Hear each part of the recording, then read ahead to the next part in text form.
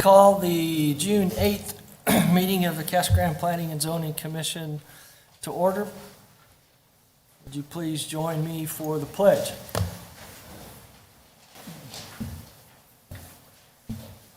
I pledge allegiance to the flag of the United States of America and to the republic for which it stands, one nation, under God, indivisible, with liberty and justice for all.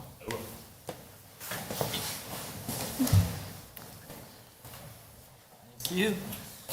So let's call the roll. Member Aldrete, Here. Member Vanderhayden, Member Hubbard, Member Peters, Member Estrada, Here. Vice Chair Garza, Here. Chairman Benedict. Here. And Commissioners, can I get a motion to excuse Vanderhayden and Peters? We expect Chris here in any minute. I'd like to make a motion to excuse Member Vanderhayden and Member Peters from today. I'll second. Very good. Voice vote, okay? All right, very good. Any discussion? All in favor, say aye. Aye. Opposed? No, nobody's opposed. Any changes to the agenda?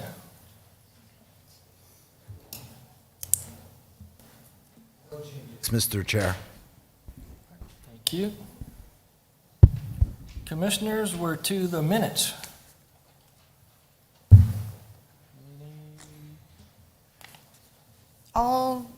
Chairman, I'll make a motion to approve the minutes of the May 4th meeting.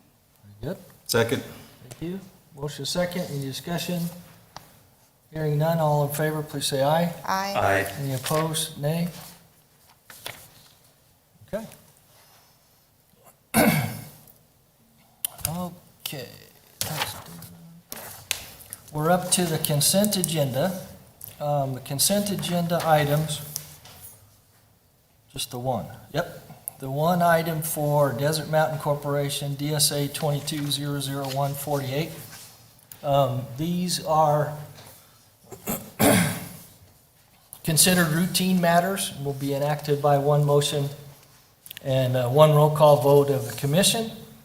There's no separate discussion for them unless a member of the commission or the public would like it pulled from the consent agenda, and then we will have a full review of that item.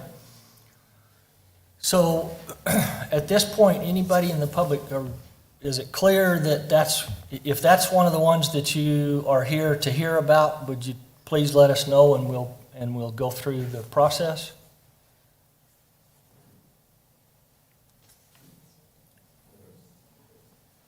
Okay, commissioners, you want to pull it? Nope. Nope. All right, ready for a motion, commissioners? I'd like to make a motion to Thank you. forward a recommendation to the city council to approve, or to consider a request by Desert Mountain Corporation for a major site plan, DSA 22-00148. Are we okay to use it that way, or should we approve the consent agenda? Just approve the consent Okay. agenda. I'd like to make Please a change your motion. motion. Thank you, I'd sir. like to make a motion to approve the consent agenda. Second. All right, motion is second. Any discussion? Please call the roll. Member Aldrete, Here, or aye.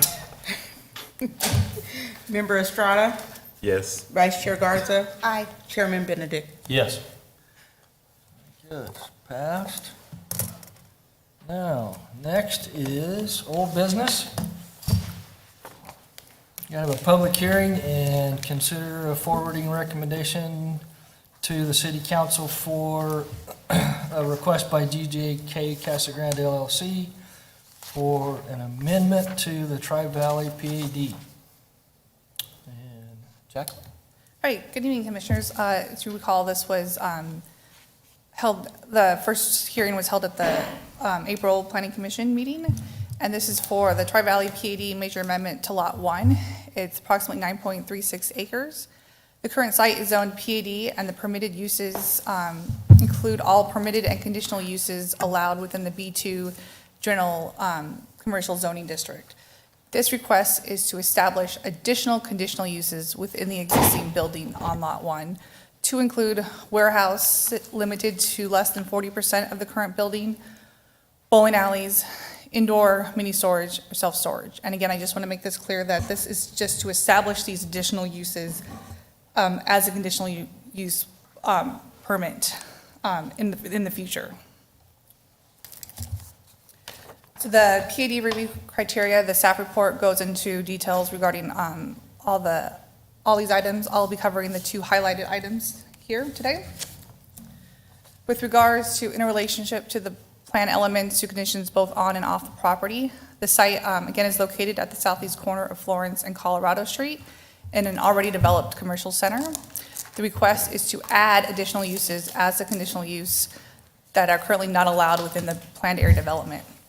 The conditional use process would allow for planning staff as well as the planning commission to evaluate each request on a case-by-case basis. In regards to the conformance to the city's general plan, the location of the property is within community corridor, and a PAD is allowed use within this land use category. And one of the goals of the community corridor is to promote diverse business, retail, and office uses in this area. With regards to notifications, staff and the applicant met all required notification efforts. And just wanted to give a little summary following the April Planning Commission.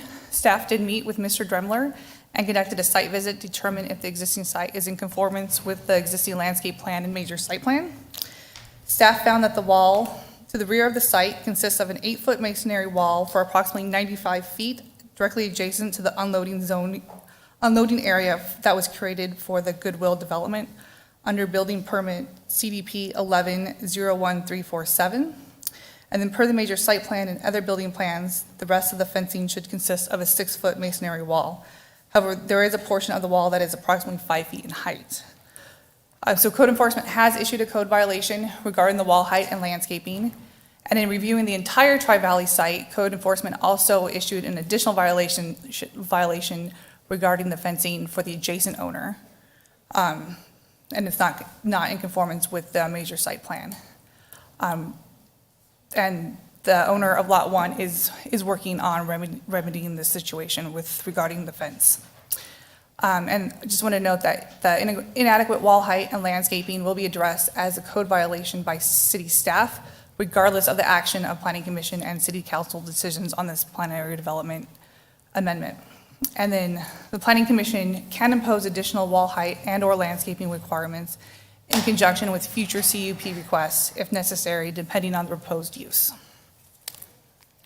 And also did receive received an email and spoke to Ms. Garza, who is an additional property owner. However, she's more along the area that's within the other owner area of Tri-Valley. She had some questions regarding this request. And I did let her know that we did also open a code violation on this site as well. So with that, we did recommend forward a recommendation to City Council to approve the major amendment to the Tri-Valley PAD for Lot 1, establishing additional conditional uses within the PAD. Happy to answer any questions the commission may have. Thank you. Commissioners, any questions? No. Very good. All right, would the applicant, their representative, please come up and address the commission?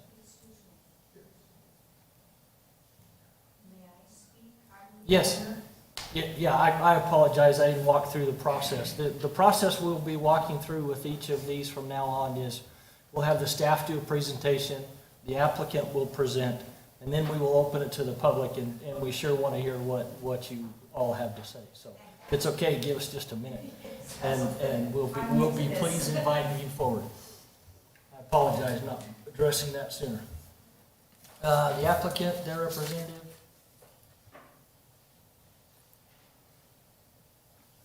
I'm Dave Kempen, the applicant. Great. Give us your address for the record. My address is 2654 West Central Park Avenue in Davenport, Iowa. Okay. Anything you'd like to add? No, we have that vacant space in the back, that kind of, we're looking for a use for that. It's kind of hard to, really, there's no retail use for that, so we had a moving company that was considering using that for storage, which then when we did our building permit, we were informed that it wasn't a permitted use. So that's kind of what kicked off this whole process. And then while we're going through the process, we're like, well, looking forward, next 20 years, what are all the possible, feasible uses that we might want to consider? That's why we added the bowling alley and I believe it's storage, but there's no plans for that at this point. It's just that space in the back for a potential moving company. Okay, thank you. Is that mic on? I don't know if we're getting that. No, it's on, but it's low. Oh, I guess I was standing up to it. Yeah, thank you. If you could get closer so we can get all of that. We all can hear what you have to say. Okay, thank you. Commissioners, any questions? None. Chris? No? No questions? Okay. Any questions for the applicant? Okay, seeing none, thank you. Appreciate that. Now I'd like to open the public portion of the meeting. And anybody from the public like to address this issue, please come up. Give us your name and address for the record. And each presentation will have 3 minutes for that so that everybody gets a good turn. And so please, Yes, my name is Betty Garza, and my address is 394 North Colorado Street, Casa Grande. And thank you for allowing me the opportunity to address our family concerns pertaining to the applicant's request. We own acreage and a home that abuts against a major portion of the mall wall. 1¼ acres of the west end of our property abuts against a midsection of the wall behind the Walmart building. In the future, our plan is to build a house on that west end of the 1¼ acre. Therefore, any additional uses of the Walmart building might impact us. We also own a home on the other 1¼ acre on the east end of the property. This house was previously rented, but we are in the process of moving in. If the back of the Walmart building is converted into additional uses requiring back entrance, ingress and egress from Colorado Street to Potty Bomb, parking, deliveries, use of dock on the east end of the building, late hours of operation, it may result in increased activity along the back easement. The use of the easement would impact our privacy and increase the noise level to our residents as this easement is located behind our property. Our concern is that if the height of the abutting wall, now out of compliance, including some portion of the wall behind the Walmart building, is adjusted to comply to the 6 feet site building plan, this height will not address our privacy, safety, and noise issues. Currently, there is only a partial 8-foot masonry wall on the west end of the mall abutting against John Dramer's residential property and separating it from Goodwill Industries housed in the Walmart building. My husband and I would appreciate if the Planning and Zoning Commission gives us the same consideration in reference to the height of this existing 8-foot wall, and that as a requirement for or prior to amendment approval, the 8-foot wall be extended across the entirety of the back end of the Walmart building. It is my understanding that the Planning and Zoning Commission can impose additional wall heights requirements above the current 6-foot wall site building. Even without adding any additional uses, our residence is already impacted. After the height of the wall is brought up to the building site plan compliance, the 6-foot height requirement may not address the following: lack of privacy. The backyard to our residence and portions of our living area will still be visible to vehicles over 6 feet in height. These include big rigs, delivery trucks, and trash pickup vehicles using the back mall easement for ingress and egress from one end of the mall to the other that drive behind our property. Vehicles using the parking area behind our property along the back wall. In addition, individuals over 6 feet tall are able to look over a 6-foot wall. Noise. Due to lack of noise buffers, our residents may still be subjected, as currently, to the following: blaring music playing while employees work outdoors, drivers entering business and leaving their vehicle big rig motors running up to half an hour, general traffic including suppliers, customers, employees either using back entrance of business or driving across the back easement behind the residence. Concerns about our safety, issues that we've already encountered: vandalism, rocks being thrown over the wall and the kitchen window broken, people jumping over the wall into our property, glass bottles, trash, and other items being flung over the wall into our property. Other issues include during trash pickup, debris from dumpsters falling into our property. In addition, although not related to this amendment request, we would appreciate if the Planning Commission also gives consideration to changing the site plan wall height requirement beyond 6 feet for the rest of the mall, given the issues outlined in reference to a residential property abutting against commercial property. Thank you for your time. And just to clarify, behind our property, exactly behind our property, we measured and the wall is 4.2 feet. On the other end of our property on the east end behind our property it's 5.3, and then further down by John's is 5.6, and the lowest end of the wall against our property is 4.2, or 4 feet 2 inches. So, All right, thank you. you're very welcome. Anybody else like to address this issue?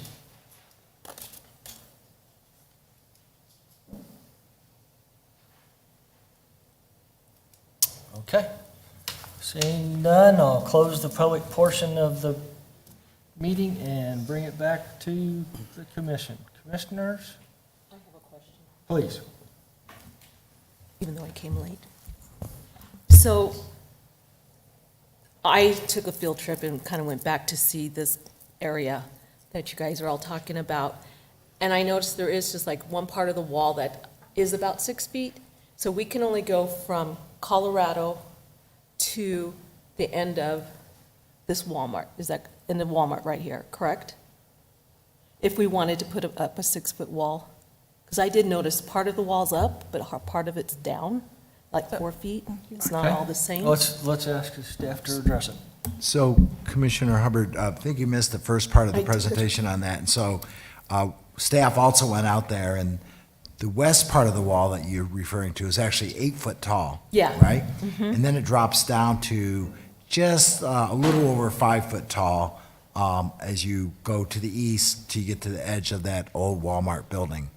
It is supposed to be 6 foot, at least for the minimum, for the whole length of the whole Tri-Valley development, including all the behind the way- Walmart and all the way over to the very east end of the project.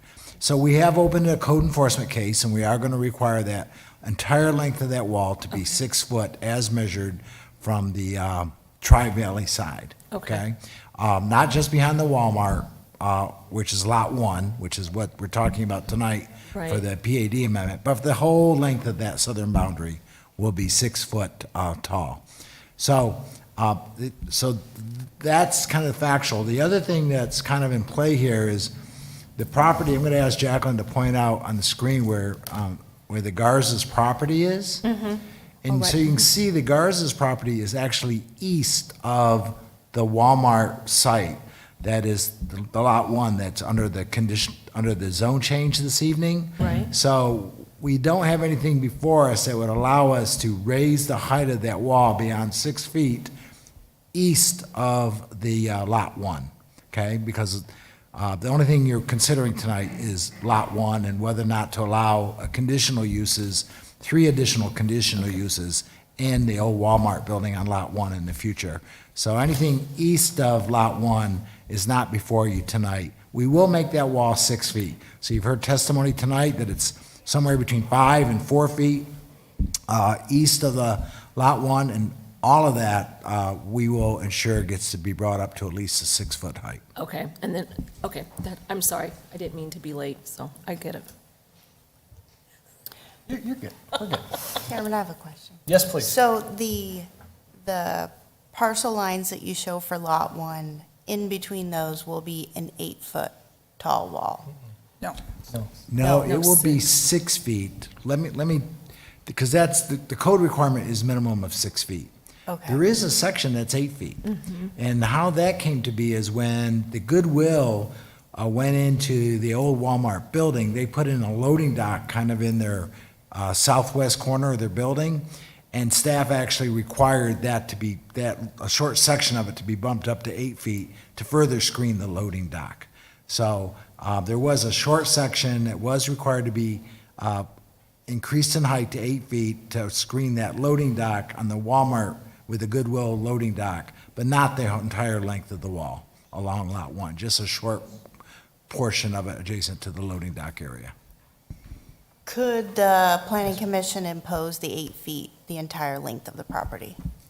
You could do that now as a recommended condition of the zoning, or you could do it when and if a future conditional use request comes forward. But yes, that's within your purview. Yeah, there is a section of it, it's probably, Hundred feet? probably 50 feet of 8 foot. So if it was a 6-foot wall, it would make a huge drastic, it wouldn't look symmetrical or anything. And, Mr. Director, also, is it, I have in my mind that we also had heard that there were, the landscaping was insufficient, and that's also a piece of what the enforcement action is. Yes, the code enforcement and Jacqueline went out and looked at all the required landscaping, and I believe they determined that some of the landscaping was missing. Is that accurate, Jacqueline? Yes, the landscaping for Lot 1 was updated in, I believe, around 2011 as well, and with a new landscape plan. And the current landscaping that is there does not meet that plan. So they can either amend the land use, the landscape plan, or conform to what is existing there on the plan. So, And, go ahead. no, I was going to say, Just in general, what are we talking about for the code enforcement action? How much, how many more tree, I mean, we're talking one tree, or one bush, or? I don't recall off the top of my head. It was a few trees in the back. But in talking with Mr. Drumler, he was more concerned about the wall height. So Sure. and talking to Mr. Kempton, I think he was just going to amend the landscape plan.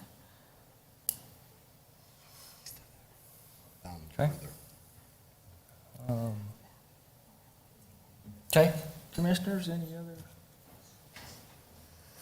So Questions? code enforcement's going to go, they've gone out and already. They've gone out already. So they're going to change the landscaping too, correct?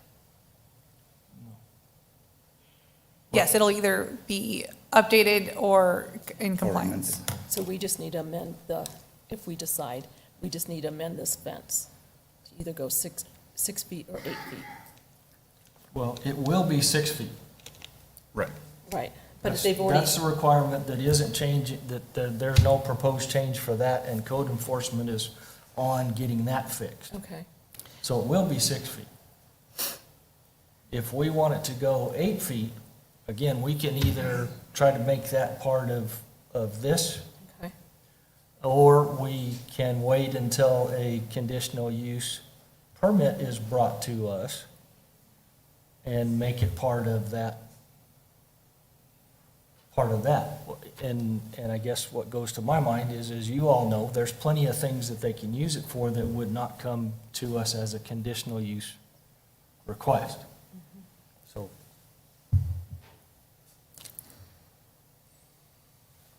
The things for us to consider. All right.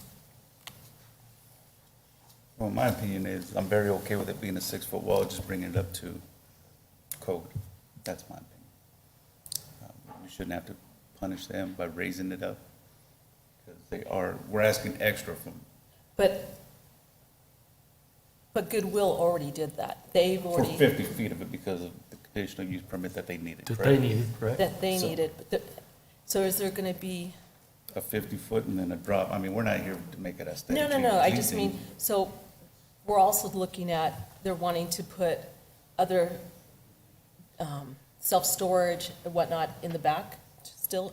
Are we still? They're, right, I mean, to my mind, if I might, they're intensifying, they are likely intensifying the use of that property.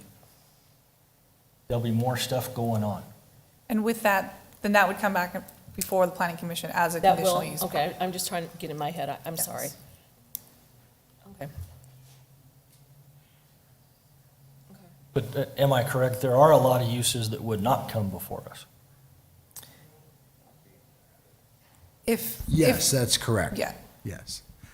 Any No, retail, office use, all of those could go in without coming back before you Right. for a conditional use, yes. Right. Yeah, general B2 items, but anything that needs a CUP in B2 or these 3 additional uses would come before the planning commission. Because if they're wanting to put a bowling alley up back there, would be a lot of traffic. And that would require a conditional use That permit. would be, okay, just want to make sure I understand. Okay. The things they've mentioned that we're approving to add, right, those are all conditional use. Yes. Okay, okay. Those are all, we're approving those as conditional use that they'll have to come back to us to get the requirements for that. Okay, I got it. It's all the others that, you know, that won't. So if we're concerned about, you know, addressing that, there are some that we wouldn't address. If those other uses you don't feel are as intensive and don't need that one, you know, we're gonna get it in Raised. line to where it needs to be, Okay. you know, so that's certainly a positive step. Oh, yeah, I just want to make it sure it's Right. right for, yes. Yeah, that's a positive Okay, step. but- absolutely. But if we're, Absolutely. No, I if get we're it. concerned to get some more, maybe this is I guess I'm saying maybe this time, the time to do it. I certainly see under those more intensive uses, I'm very much for that additional separation. No question in my mind for those. Okay, For others, okay. I'm struggling with the fact that the property owner is negligent, we'll say, to the city code already, so it's almost like That we need to have it. there wasn't follow through to begin with, so I think, I'm for putting it in this document, so then it's clear and it's spelled out and everything else. Absolutely. I agree. and you know how to do that. Maybe. I'll attempt. Chairman, I'd like to make a motion Please. that we forward a recommendation to City Council to approve the major amendment to the Tri-Valley Planned Area Development for Lot 1, establishing additional conditional uses within PAD DSA 23-00045, with the stipulation that the property owner place an 8-foot wall along their southern property line. Okay? I second. Okay. I have a motion and a second. Any discussion? Mr. Chair, before you Yes. vote, for Yes, commission please. votes, I just want to remind you, as a conditional use, it will require 4 votes to pass the motion. So 4 votes minimum are required to pass the motion. Okay.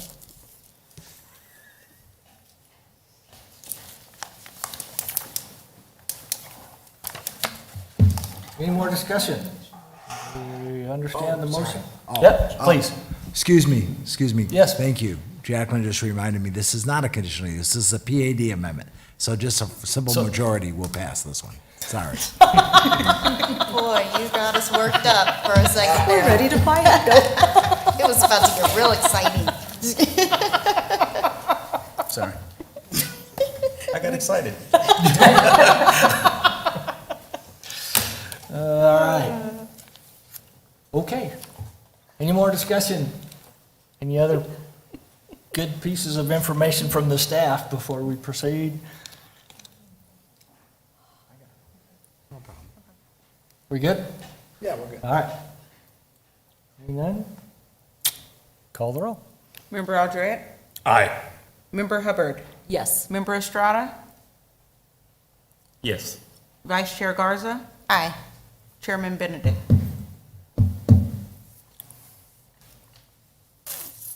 So if I vote no. I You don't voted- count. Yes. Motion passes. All right. Thank you all. Thank you, guys.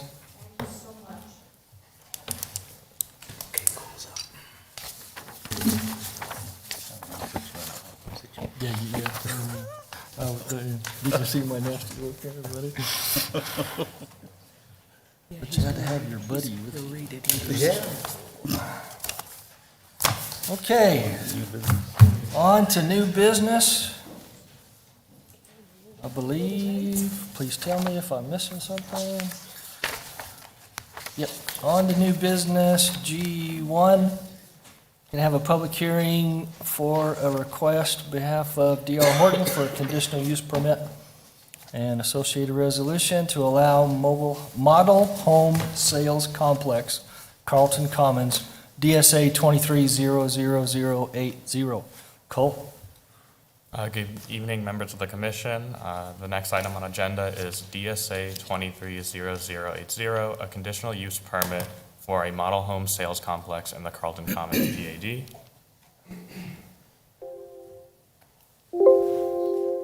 Okay. So the request is for a conditional use permit. It's a construction of a model home complex to facilitate sales of homes within the PAD, specifically the Phase 1 of Carlton Commons. The complex will consist of a model home with a sales office in the converted garage on one lot, as well as a sales parking lot on the other lot. The properties will serve as a model home complex, sales, and construction office to sell and build the city-approved plans. Upon the expiration of the CUP or the completion of all the homes in the PAD, the model home sales complex will be converted back into its intended use and sold as single-family residential homes. The parking lot will also be converted back into a single-family residential lot with all the improvements added to be removed, leaving no permanent impact on the property. Some background information on Carlton Commons. The PAD is at the corner of South Peart Road and East Stone Street. And the site, the model home complex site, will be sort of in the northeastern part of a PAD. The CUP is specifically looking at Phase 1 of the Carlton Commons PAD, which deals with special unique lots called Z lots. And there are 113 of these lots. And what makes them different from the Phase 1 lots is that they're in a zigzagging pattern that you can sort of see on the map here, where some of the fronts are wider while others are narrower, and then it alternates. And with these Z lots, the requirements for the side setbacks are reduced to 5 on each side. The housing product for Carlton Commons Phase 1 and 2 was approved in April 7th of 2022, and the model homes, there was a previous model home sales complex conditional use permit for Phase 2 approved in October 6, 2022. So the model home sales complex will be in the northeast corner of the PAD at the addresses of 18 and 22 South Boniface Lane. The model home and sales office will be on the address of 18 South Boniface Lane, with the sales office being in the converted garage. The parking lot will be on the address of 22 South Boniface Lane, and in this there will be an ADA paved parking spot and an ADA portable toilet room, as well as 3 additional parking spaces with dust-free decomposed granite to reduce any impacts into the neighborhood. In conformance with zoning, per the City Code Table 1716030B, temporary model homes and sales offices are allowed as a conditionally permitted use in all residential zoning districts. The proposed temporary model home sales complex is within a planned area development zone district where single-family residences are allowed. Planning staff also finds that per the 17.68.12 City Code, that the project falls in conformance with all the restrictions placed within this code. Staff recommends the Planning and Zoning Commission approve the conditional use permit DSA 230080 and associated resolution for a model home sales complex within the Carlton Commons, subject to the following conditions, and these conditions are standard for all model home complexes that have previously been installed. And I'd like to open up to questions. Very good. Any questions for staff? No. Good. All right, seeing none, would the applicant or representative like to come forward? And I don't See him? So we'll move on, with, open up the public portion of the meeting. Anybody from the public like to address this issue? Seeing none, I'll close the public portion of the meeting and bring it back to the commission.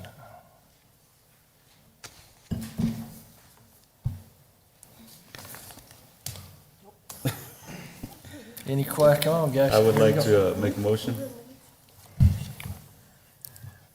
Brent? I think she ought to do them all, because she was late. I'm getting punished.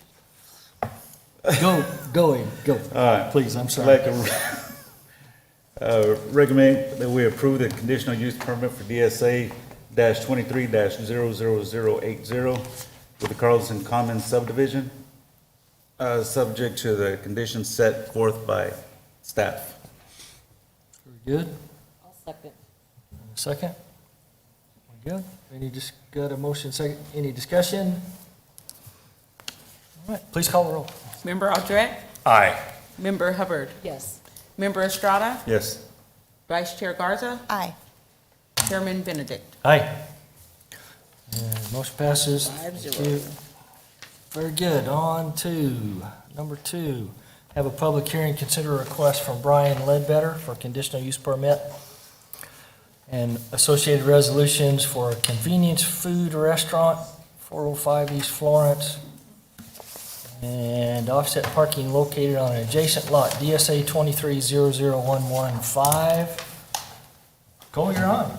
The next item on agenda is DSA 23-00115A, which deals with the convenience food restaurant CUP, and B, which deals with the off-site parking CUP. And this is for conditional use permit for Rally's Convenience Food Restaurant. The request is for a conditional use permit for the Rally's Hamburger Restaurant located at 405 East Florence Boulevard, as well as an off-site parking located on the adjacent lot. The restaurant is located more eastward, and then the adjacent lot is on the west side of that. So again, the property is located at 405 East Florence Boulevard. It's in the downtown general plan land use category, which allows for the B2 general business zoning, which again allows for a convenience food restaurant with a conditional use permit. Previously, the site has been used as a Whataburger, another convenience food restaurant, which was developed there in 1986, and the site has been zoned B2 since 1987 when the zoning ordinance was adopted. And because of it being developed prior to the zoning ordinance, it did not need a CUP at the time. It was grandfathered into that. So the location is just east of Pert Park, and it's across the street from City Hall. The existing structure and parking lot are from the former Whataburger use. And per the City Code 1764-010E, whenever a lawful non-conforming use of a building or structure or land is discontinued for a period of 90 days, any future use of the building or structure or land shall be in conformity with the provisions of this title. The previously established use was discontinued for more than 90 days, and that is why a new CUP needs to be implemented to sort of continue that convenience food use. In conformance with zoning, the convenience food restaurant, per City Code 1724-120D, is allowed within the B2 zoning district. A convenience food restaurant is allowed in that district zoning with a conditional permitted use, as well as the off-street queuing requirements meeting to that is currently there, meeting to the code 1756-210. And for the off-site parking, per City Code 1724-120H, the off-site parking is seen to meet that code. In conformance with the conditional use criteria, the restaurant, the planning staff finds that the restaurant portion meets the code 1768-120, meeting all the requirements there. And then for the off-street parking, staff finds that they meet all the requirements. Breaking these down a little bit deeper, the reasonable pedestrian and vehicular access is required to be provided from off-site parking facilities, with the principal use being served The off-site parking is located directly adjacent to the parcel that has the principal structure. And this is similar to the second point, that it should not be located more than 500 feet away from the principal use. Furthermore, the off-site parking agreements required that the site used for meeting the off-street parking requirements of this chapter shall be under either the same ownership as the principal use being served, or public ownership, or an appropriate legal binding agreement or easement that ensures parking is available for the duration of the use. The two parcels are under the same ownership, meeting this requirement. Staff recommends the Planning and Zoning Commission approve the conditional use permit and associated resolution for DSA 23-00115A, the convenience food restaurant Rallies, with the following special conditions: that the detached signage shall be limited to 15 feet in height. Following this, the staff recommends the Planning and Zoning Commission to approve the conditional use permit and associated resolution for DSA 23-00115B for the off-site parking, as it meets the conditions required. I'll open it to questions. Very good. Commissioners, any questions for staff? Seeing none, would the applicant, their representative, like to come forward and address the commission?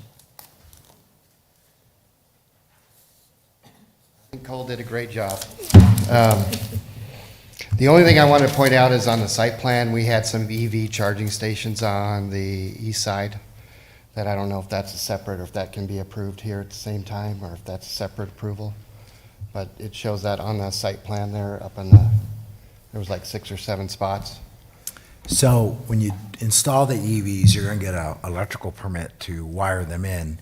The new parking code actually allows us to count the EV stations as part of your required parking. So it'll be fine. Okay, perfect. Other than that, we're excited. We've got some great renovations of that building, so you're not going to recognize it. We're working with the city to get permits, and we're looking to get going. All right, That's it. very good. Thank you. Name Any and questions? address. Name and address. Any questions? Yep, Chair, I have a question. Will you be improving the screening or landscaping along the western parcels, the western property line against Pert Park? We have not got into the landscaping yet. We're just working on the design of the buildings, which I brought some here, but basically, we're taking off the tile that goes all the way around, putting black standing seam metal, redoing the whole exterior brick, so you will see it'll all be stuccoed over, repainted. There's some tile, and there's some Casa Grande murals that we're doing, and may take out that little pony wall around the front, just to kind of open it up to the street. I think that would look better. And then we'll readdress the landscaping along the side and the front around that courtyard too. But that'll be part of our process, I think, with the submittal for permits. Yeah, okay. And if you could, the staff alerted me, could you give us your name and address for the record? It's Brian Ledbetter, and it's 2575 East Carob Drive in Chandler. Perfect. Thank you. Anything else? No, it's just nice to see something being put in that building. Yep. Yeah. We appreciate you coming. Yeah. Thank You you. bet, thanks. Very good. I will open the public portion of the meeting. Anybody from the public like to address this issue, please come forward and give us your name and address. All right, seeing none, I'll close the public portion and bring it back to the commission. Don't be shy. Who's gonna do this? I'll make a motion, Chairman. Thank Recommend that the commission approve, so we are approving conditional use permit and associated resolution for DSA 23-00115A, convenience food restaurant, with these special conditions from staff. Second. Okay, got a motion and a second. Any discussion? Please call the roll. Member Altrette. Aye. Member Hubbard. Yes. Member Estrada. Yes. Vice Chair Garza. Aye. Chairman Benedict. Yes. And commissioners, we got another piece to do. Need a motion. I'll make a motion Thank you.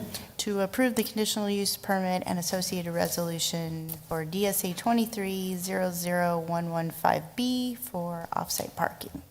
Second. Very good. Motion and a second. Any discussion? Hearing none, please call the roll. Member Aldred? Aye. Member Hubbard? Yes. Member Estrada? Yes. Vice Chair Garza? Aye. And Chairman Benedict. Yes. Very good, thank you.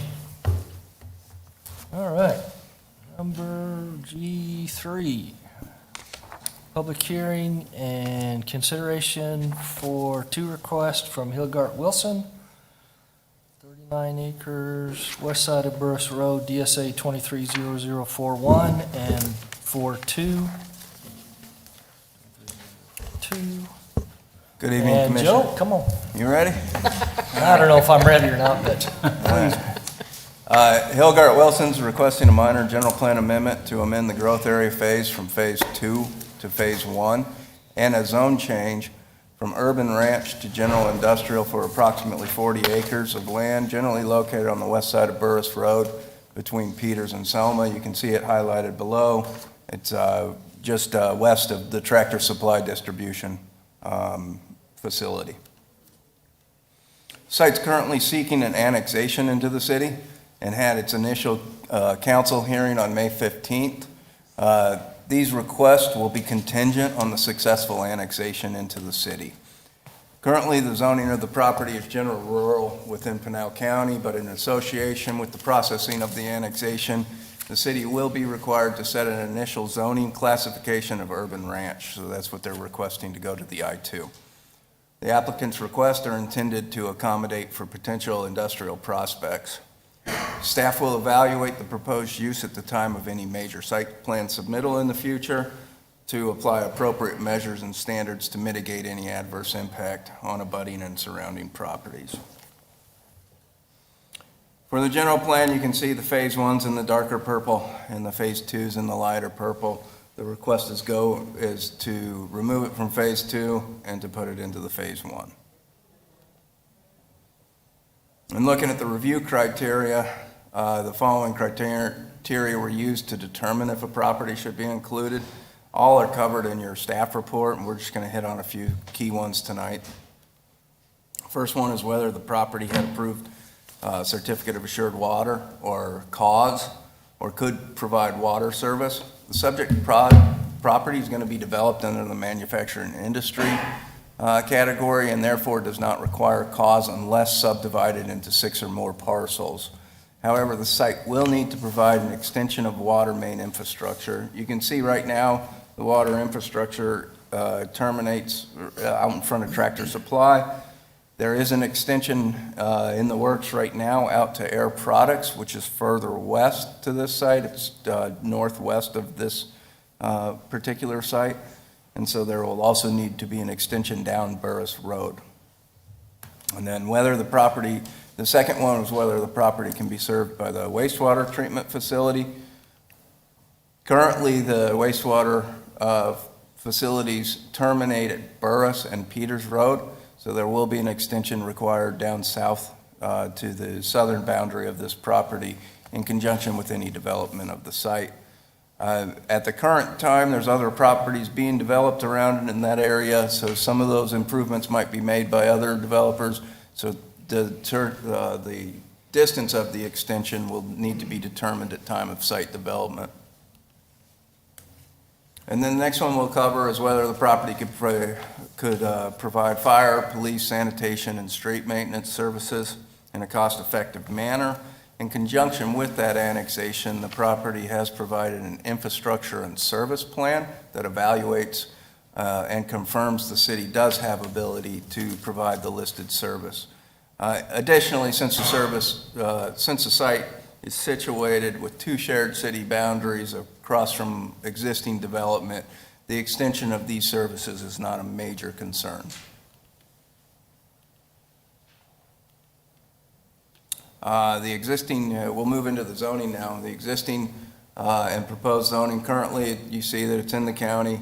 The request is, after the annexation, is to bring it into the I-2 zone district. You can see the surrounding and abutting properties are already I-2, and it's in the heart of our manufacturing industry corridor. In looking at the zone change review criteria, we look at the following criteria. These are all relatively standard criteria that you guys have seen a lot in relation to all the other I-2 zone changes we've had in the area. So we'll just hit on a couple of key points. The first one is the actions consistent with the city's general plan. It does meet multiple policies and goals that are listed in the 2030 general plan, including the manufacturing industry -1, provide and expand the manufacturing industry land use areas to accommodate a variety of industries. Action step associated with that is to identify locations where it would be beneficial to increase the manufacturing industry area. And the last one I'll cover is that the manufacturing industry 5 goal is to encourage appropriate and responsible industrial development in appropriate locations, and that conforms to this. The other two are covered in your staff report. In regards to notification, we met or exceeded all requirements for the notifications. We have not received any comments. So in conclusion, staff recommends the Planning Commission forward a recommendation of approval to City Council of the minor general plan amendment, DSA 23-00041, to amend the growth area phase from Phase 2 to Phase 1. Additionally, staff recommends the Planning Commission forward a recommendation of approval to City Council for the zone change from urban ranch to general industrial to City Council with the following conditions. The first condition, the property has changed hands in the middle of this process, so we will be getting new ownership authorization form signed, so new applications will be signed by the new owner. The number 2 is the zoning is subject to the annexation of the property. And then our third one's our standard right-of-way condition. But I do want to point out that due to utility infrastructure constraints on the east side of Burris Road, additional dedication from the landowners on the east side will be required. So typically, we ask for 70 feet from each side for this principal arterial. However, due to skid canals and gas lines, we're only able to achieve about 15 to 20 feet on the east side of Burris. So we will be requesting an additional around 125 feet from properties on the west side so we can complete Burris Road as a principal arterial. Can I answer any questions? Very good. Commissioners, any questions for staff? No. Very good, all right. Would the applicant, their representative, please come up, state your name and address? Good evening, Chair and Commission members. Cindy Paddock, Hildegard Wilson, 2141 East Highland Avenue, Phoenix, Arizona, 85016. We're pleased to bring this request forward to you on the heels of the annexation. As Joe noted, we were here last month in front of the council for the annexation. We're scheduled to go to the council hearing in July and then in August. As noted, we have no questions or concerns about the staff report. Again, we're excited to bring this forward to add to the burgeoning industrial employment areas in the city in this location. And I'm happy to answer any questions. Questions? Very good, thank you. Thank you. Appreciate you being here. Yep. Just wanted to introduce myself. I'm Duff Heron, and this is the new ownership to which he refers, represented for him. So Okay. thank you for your consideration. Thank you. Let's see, Address I guess is- you gave your name. Could we get your address too? just Yeah, for it's the record? 5235 North Via Entrada, Tucson. Very good. Thank Thank you. you. And welcome to the community. Okay, I'd like to open the public portion of the meeting. Anybody from the public like to address this issue, please come forward. Seeing none, I'll close the public portion of the meeting and bring it back to the commission. Commissioners, we Alrighty, I'd like have two. forward a recommendation of approval to City Council of the minor general plan amendment DSA-23-00041 to amend the growth phase from Phase 2 to Phase 1. Can I do the second one too? One at a time. Second. Thank you. I have a motion and a second. Any discussion? Hearing none, please call the roll. Member Oderette? Aye. Member Hubbard? Yes. Member Estrada? Yes. Vice Chair Garza? Aye. And Chairman Benedict? Yes, I know it's my turn. you go ahead. And I'd like to forward a recommendation of approval to the City Council of the zone change request DSA-23-0042 from urban ranch to general industrial to the City Council with the following conditions. I'll second. Okay, got a motion and a second. Any discussion? Seeing none, please call the roll. Member Aldred? Aye. Member Hubbard? Yes. Member Estrada? Yes. Vice Chair Garza? Aye. Chairman Benedict? Yes. Very good, thank you. All right, G4, we'll have a public hearing, consider. No? Yeah, consider request from Sun Village Villago for a major amendment to the PAD to create a manufactured home park, DSA 22-00280. All right, Joe. Second. Oh, good job. Sun Village Villago is requesting a major amendment to a planned area development to create a manufactured home park for approximately 287 acres, generally located south of McCartney Road between Falldale Road and Pinal Avenue. You can see it highlighted on your screen below. It's just north of Colonial del Sol. The existing PAD currently allows development similar to the city's single-family residential districts, so it's similar to the R1, R1A, and R2 zone districts we have, as well as it provides some commercial area and multifamily area. The original PAD consists of 322 acres of land with a total of 1,022 single-family lots. The purpose of this request is to amend the existing Villago Village Planned Area Development Guide to replace the single-family residential portions and create a 1,162 unit all-age manufactured home park. The commercial zone, which is 16.3 acres, and the multifamily, which represents 11 acres, in the existing PAD are to remain as is, so they're just changing the single family out. The proposal will be similar to other manufactured home parks in the city, where the residents will own the actual home and the applicant leases the land spaces to them. You can see this is the existing PAD, and you see all the single-family residential there. The commercial and the multifamily are located to the far east of the project, and that's where you'll see Superstar Car Wash, Filiberto, Starbucks, the existing auto zone.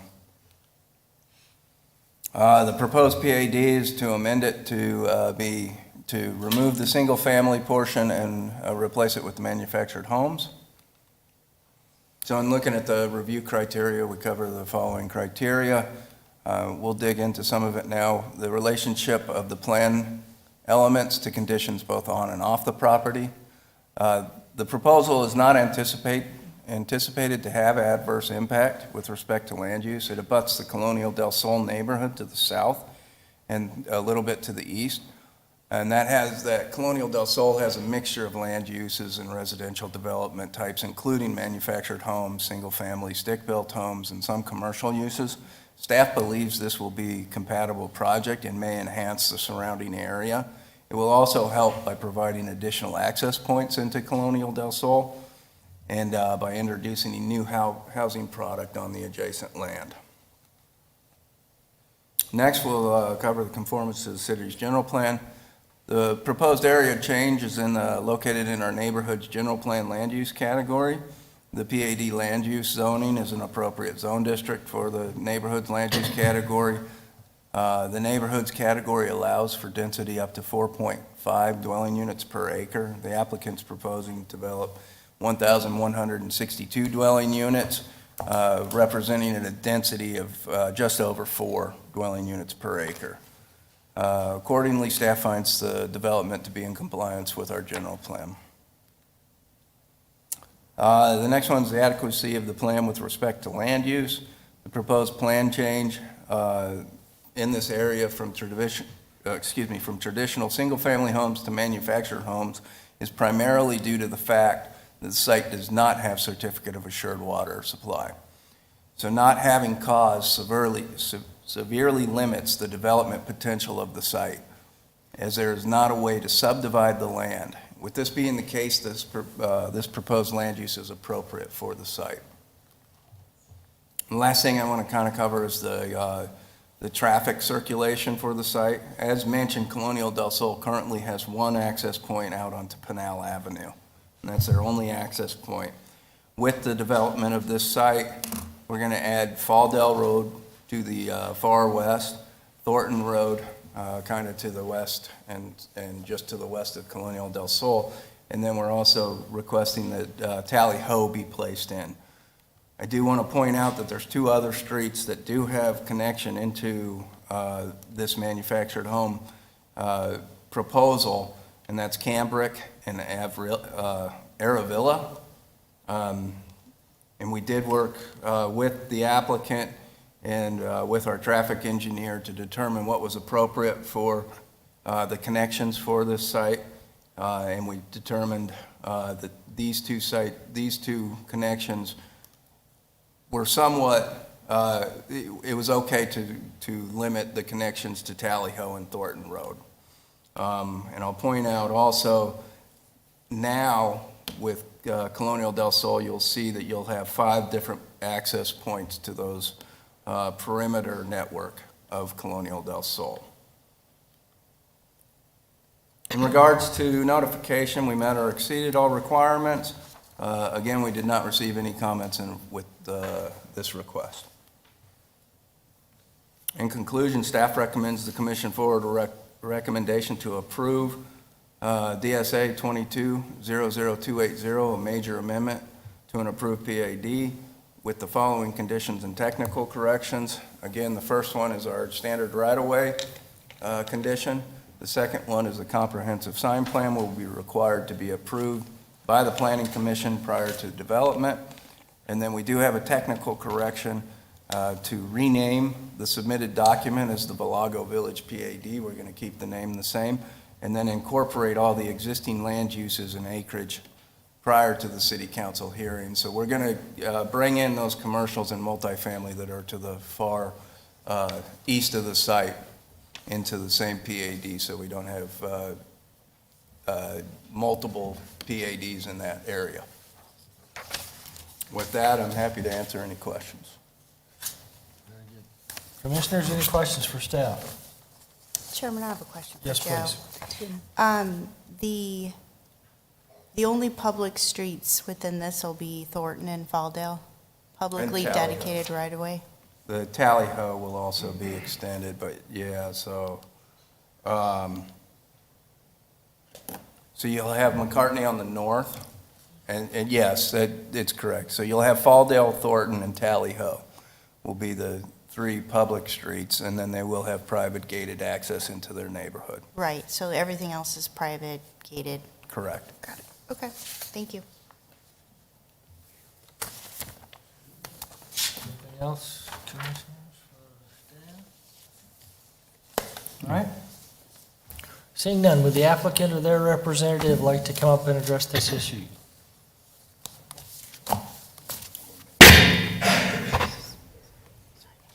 Is that me?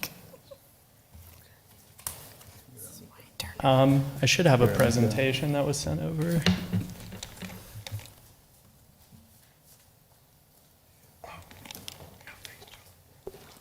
Perfect. So Joe covered a lot of what I had in my presentation, so this should be pretty quick. Clicker. Awesome. Got it. So as you mentioned, it's an amendment to the Villago Village PAD. The project team, as you see up here, it's Sun Communities, Sunrise Land Group, Atwell, and then I'm Peter Furlow from Rose Law Group. Our team is all here, so if you have specific questions related to the project, any of the engineering, we'd be happy to answer them for you. Sun Communities owns 2 other MH communities within Casa Grande, and that's Spanish Trails West and Palm Creek Resort and Residences. So I'm sure you're familiar with them, but that just kind of speaks to the quality of the product and, commitment to the community. So this isn't their first MH community here in town. Rules and regulations, I can go over if you have any questions about them, but I'm just going to go past that now. As far as housing design, these are some images of exteriors. As you can see, they look pretty similar to, traditional built single-family homes. And as far as interiors, again, pretty similar. I don't think I need to go over the site plan. I think that was covered by Joe pretty well. As far as phasing, though, what I will cover is it's planned to be built out in 6 phases. You can see east to west, and kind of Thornton Road is the cutoff, and from there it goes clockwise, so 3, 4, 5, 6 ends up in the northwest corner. There's phase 6. The first large amenity is built with phase 1, and the second large amenity is built with phase 3. And in the corner, you can kind of see the lot count, so proposed units per phase. It's about around 195 units per phase. As far as project economics, if you want to have any questions about this versus single family for expected payments, I'm happy to answer. As far as development impact fees, using the the town IIP and development fee report using current rates, at full build out, it's expected to produce $8.4 million in development impact fees generated from this project. As far as estimated property taxes, at full stabilization, it's $2.6 million, and then discretionary spending is estimated at $70 million. In conclusion, it conforms to the city's general plan. Again, the economics, adds quality housing product for prospective residents, it improves the Colonia del Sol area to the south, and Sun is committed to the growth and success of the town. And I'm happy to answer any questions you might have. Very good. I have so many. You just name an address. Chris? I'm just trying to figure out if this is the best use for Pinal Avenue.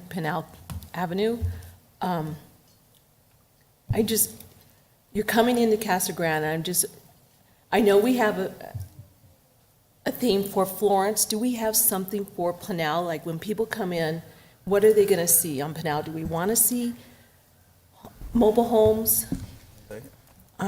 So a couple answers to that question, Commissioner Hubbard.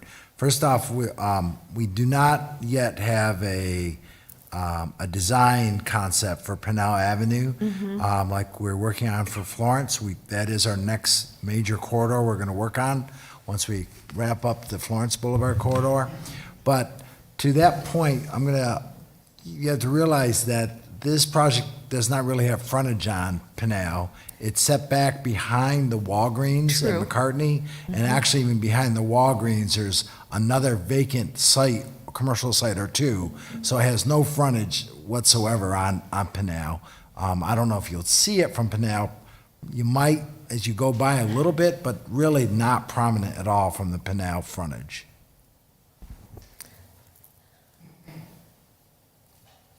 I just see the vision of coming into Casa Grande that we're throwing things on Pinal, and that we need to be inviting. We want people coming into Casa Grande, and we want it, we're coming in, on Pinal, and you want it inviting. You don't want to see just a mishmash of everything. And I just feel that's what we're doing. And I think we have the land right now, and we need to figure out the best use. And is this the best use for this property? I have conflictions on this one.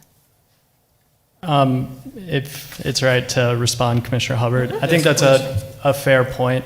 As was mentioned with CAUSE, it makes it a bit tricky. You can't do, what it was PAD'd for back in 2005, so maybe that's not what you were thinking. But the other part I want to mention is on the east side, kind of where you actually get closer to the commercial elements, we're keeping multifamily and keeping that commercial element, and that's able to be developed in that manner.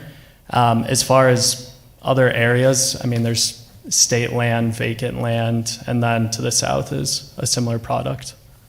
I'm just thinking like we should have more like duplexes. We already have a lot. We just approved many subdivisions for mobile homes. And I'm just thinking we need a little bit more diversity. I'm just, So one of the comments you made was, we have the land now. This is not the land that the city. no, it is not. I know Okay, that. very good. I just wanted to Absolutely, be sure I we're- completely understand that. Very good. I'm just saying, I do know that one's coming, and I'm just, I don't want to be another Patchy Junction, to be perfectly honest. You go into other cities. I'm sorry, I just think this is the time to make Casa Grande look good. You go into Maricopa, and it looks inviting, and this is the gateway to Casa Grande, and I just think we need to think about it. Okay. To your point, I think having a community like Sun Communities there, which, I mean, we've seen the quality of their communities, they're pretty high quality. But increasing the number of residents at the north end of town will be able to draw in more of that commercial development that people want in the north part of town. And then also that commercial development will help activate a lot of those vacant sites right now and improve the look of Pinal by putting more development there that will have a nice landscape, have sidewalks, have a good-looking building, and that'll make a more inviting Pinal when you have more people up there that invites more commercial development. I get that, but we have a Lago diagonally, we have Coyote Ranch. It's just a lot of different types of housing, and I just don't know if this is the best. Okay, very good. Anything else for the applicant? I have just a quick Please. question. The projects that you showed referenced 55-plus communities. Just to confirm, this is an all-ages planned site? Correct, yes, this And- one's all age. And does Sun Communities have these all-ages sites in the Valley Yep, area? Okay. yeah, they can speak to all the different locations, but off the top of my head, I know of at least 3 or 4 that are all age within. Okay. Then. Yeah, thanks. Great. Can you go backwards real quickly, and I don't want to take a whole lot of time with this, to your economics slide? Yes, this one, or I think it was the this first one? one. Yeah. Okay. Oop, there you go.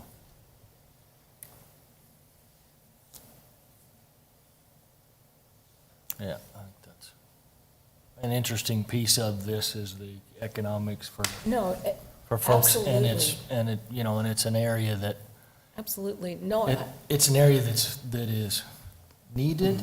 I mean, and I'm not disagreeing with you. I definitely want a mix of quality but I wanted to confirm his.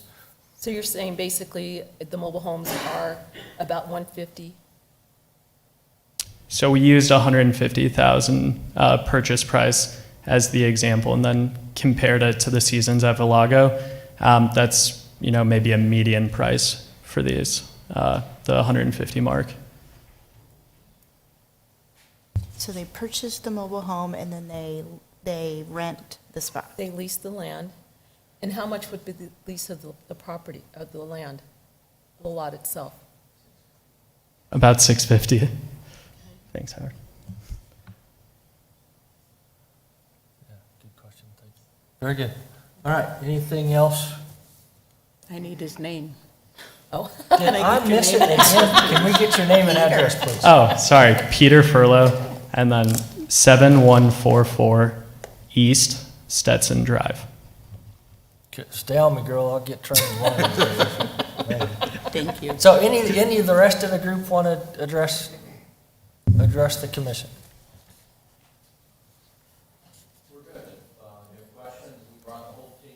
Yeah. Yeah, we appreciate that, and we don't want to leave you out. And it's certainly helpful to have everybody here, so that there's things that we need to think about. So. Well, feel included. Anything else? We'll let him go, cut him off. All right, very good, thank you. Now to open the public portion of the meeting. Anybody from the public like to address this issue, please come forward and give us your name and address. Seeing none, I'll close the public portion of the meeting and bring it back to the commission. Chair, I'd Yes, like to please. forward a recommendation to City Council on a request by Sun Village Valago for a major amendment to a planned area development to create a manufactured home park, DSA 2200280, with the following conditions and technical corrections. Very good, thank you. Got a motion? Second. Have a second? Any discussion?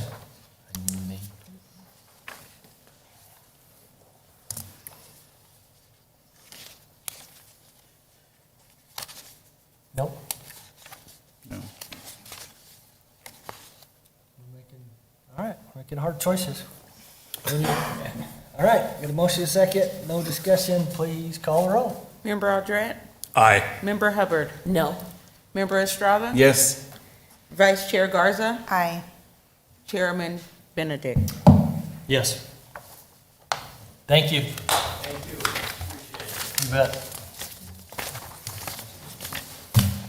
Yeah, make us a good one. Very good, thank you.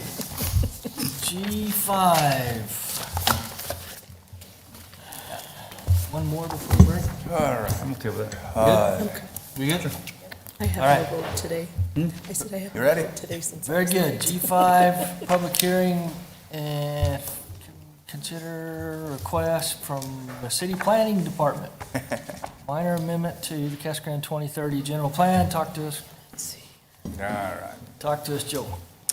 So staff is requesting the planning commission forward a recommendation to city council for a minor amendment to the Casa Grande 2030 general plan to change the roadway classification for Thornton Road from minor arterial to a major collector for those portions of said roadway north of Quartzen Road and south of McCartney Road.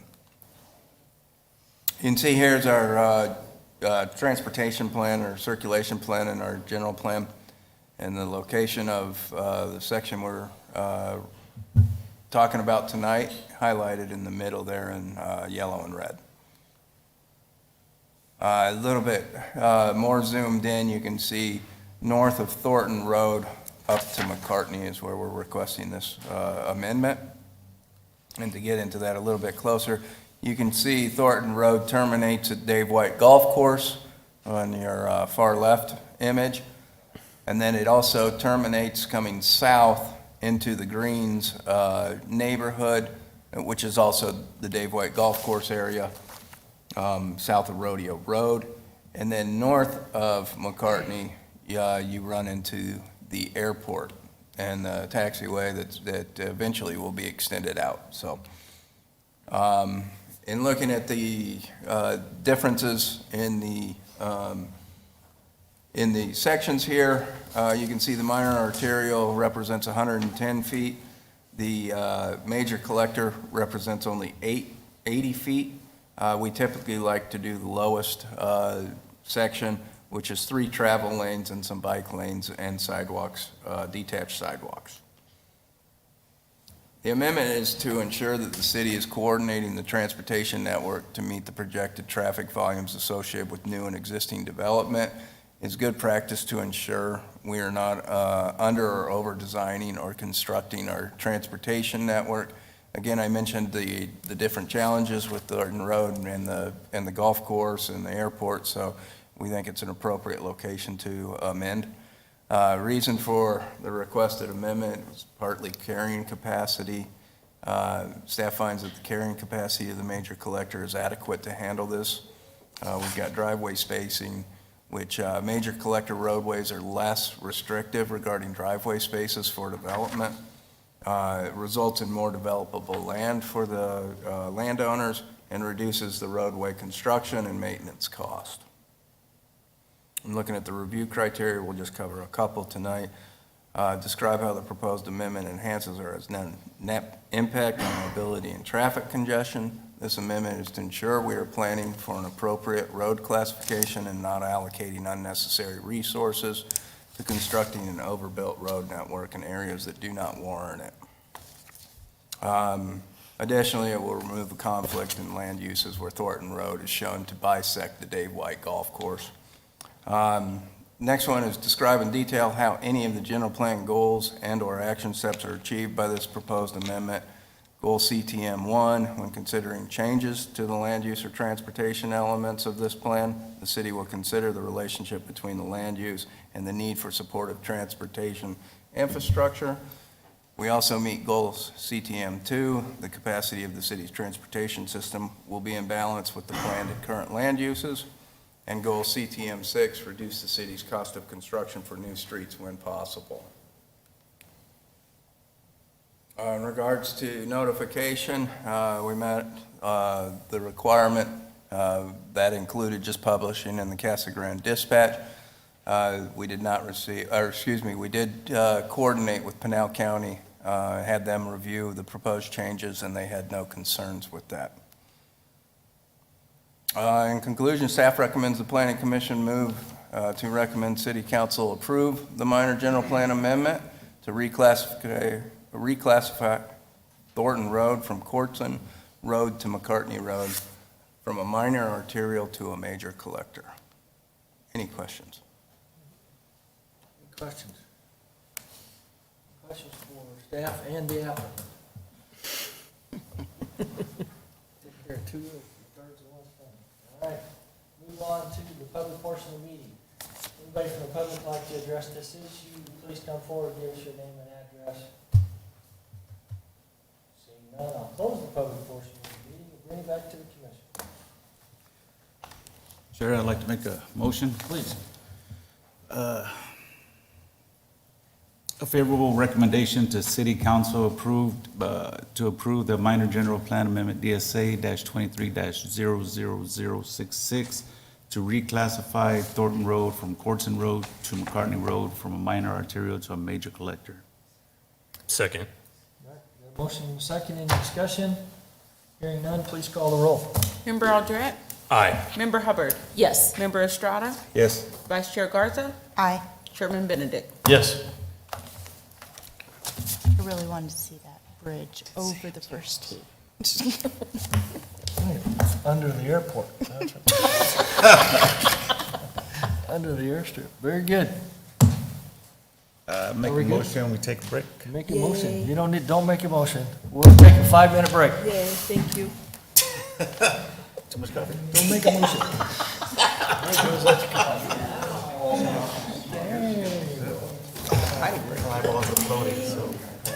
I sat at Starbucks from 5:30 to 6 o'clock, and there was only 3 cars out there. 3 cars. That's how it goes. I was like, literally, I was losing it. Oh my gosh. You gotta go to Spooner or whatever the other scooters. We need strong coffee. We needed some coffee. And I was like, oh my gosh, I don't think I'm gonna make it. And then I kept seeing the car ahead of me rejecting all their stuff, and I'm like, what? They were handing it back. They were handing it back. I was like, no. I almost got in the car. Give me mine. I'll pay for all of you. It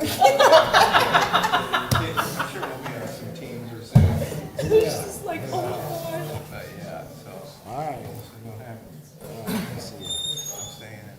I'm gonna get grounded. Where is it at? Netherlands? Yeah, Harlem. Okay. Underground garage. Some of them. Yeah, I see, Jeff. I was looking at that going, What question was that? you go, girl.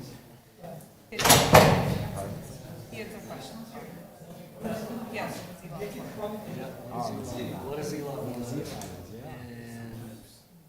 there was a couple of things that be sure to present it so that everybody else is.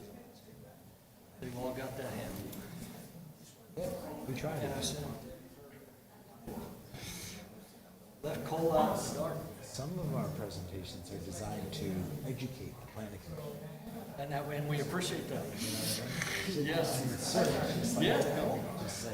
introduce you to concepts about what we're doing in mind. What's this up there? It's not.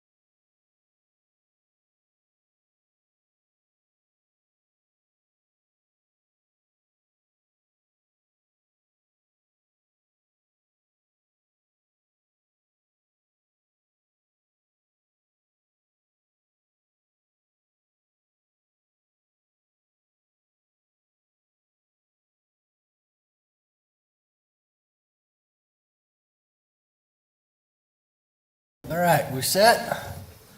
Call the meeting back to order. So next, G6, public hearing and considering a request by Arlen Corr, for a zone change from general commercial B2 to B3, DSA 23000081. Jacqueline. All right, good evening, Commissioners. Again, this is a zone change request from B2 General Commercial to B3 Central Business. It's located at 1015 East Florence Boulevard, and is the southwest corner of Truckle and Florence. As you may recall, this is the CAC building there on the corner. The site was recently sold to the applicant, and they are looking at ways to redevelop the site. So by rezoning it to B3, it's a better alignment with the city's general plan, which is the community corridor land use category. B3 does allow for 0-foot setbacks. With B2, they would be limited to corner side and front yard setbacks on each of the sides there. They still would be required to do a 15-foot landscape buffer as well, though. But it does allow for buildings to be closer to the street as the existing building is. So here's the existing zoning and the proposed zoning to B3. And looking at the review criteria, there are 3 items, and the staff report goes into additional detail. I'll go over a few of these items. One of the goals of community corridor is a transition community corridor to become more pedestrian and bicycle friendly, particularly along major street corridors. And some of these action steps are to take action, promote site design featuring reduced front setbacks and building placements that approaches and embraces the public streets and sidewalks. Regarding the general plan, the request to B3 is an appropriate zoning in the community corridor land use category. And the proposed zone change is necessary and proper at the time to meet the land use needs of the residents of the city. The zone change to B3 will allow the site to be redeveloped and meet the development standards outlined in the community corridor with front setbacks to allow buildings to push forward to both Florence and Truckle. And the intent of the community corridor areas are to contain diverse activity centers and feature a range of building sizes and land uses. And by expanding to B3, I would help achieve this vision for the community corridor and improve the appearance and economic vitality of the city's corridors. Regarding notification, staff and applicant met all the required notification efforts, and I did not receive any comments or inquiries regarding this request. So with that, staff recommends forwarding a recommendation to City Council to approve the zone change request from B2 to B3 with the following conditions of approval. Happy to answer any questions the commission may have. All right, very good. Commissioners, any questions? I have a quick question. Yes, please. Jacqueline, so what are the big differences between B2 and B3? It's mainly the setbacks. So with it being on a corner lot there, they would be, I guess technically be able to pick a front setback would be 35 feet, and then each of the other sides would be 25 feet setbacks. Okay, so it's not, there's no difference in land use of what they could do between B2 and B3? There would be some that maybe require different conditional uses, but B3 is the downtown zoning, so it does open it up to a lot of different uses. The most significant change between B2 and B3 is the B3 allows residential land uses or mixed use buildings as a conditional use. So you could do a mixed-use building in the B3. But all the other uses, the retail, the office, are kind of the same. Meaning like a top floor apartments and retail Exactly. underneath? Exactly. Okay. Interesting. And Jack, I'm sorry, I missed, with this change, there would still be the landscape setback, and how big was that? It's 15 feet, but we could likely, 15. depending on if we needed right-of-way, it could be within the right-of-way as well. So it wouldn't have to be the complete 15 feet on the property. And the site would consider the Florence Yes. downtown project? Yes. Okay. Any other questions?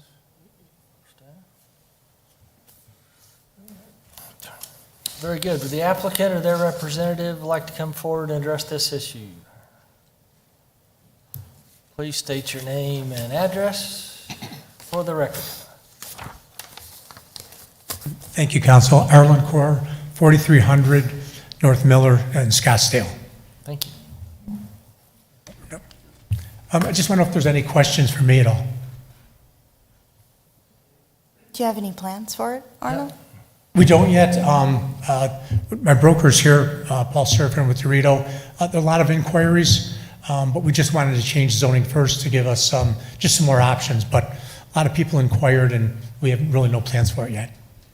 It's a great corner. It is. It's a good corner. No questions? Nope. None. Okay, thank you, Council. Thank you. All right. Thank you guys for being here. We appreciate it. It can be very helpful. Now I'll open the public portion of the meeting. Anybody from the public like to address this issue, please come forward. Seeing none, I'll close the public portion of the meeting and bring it back to the commission.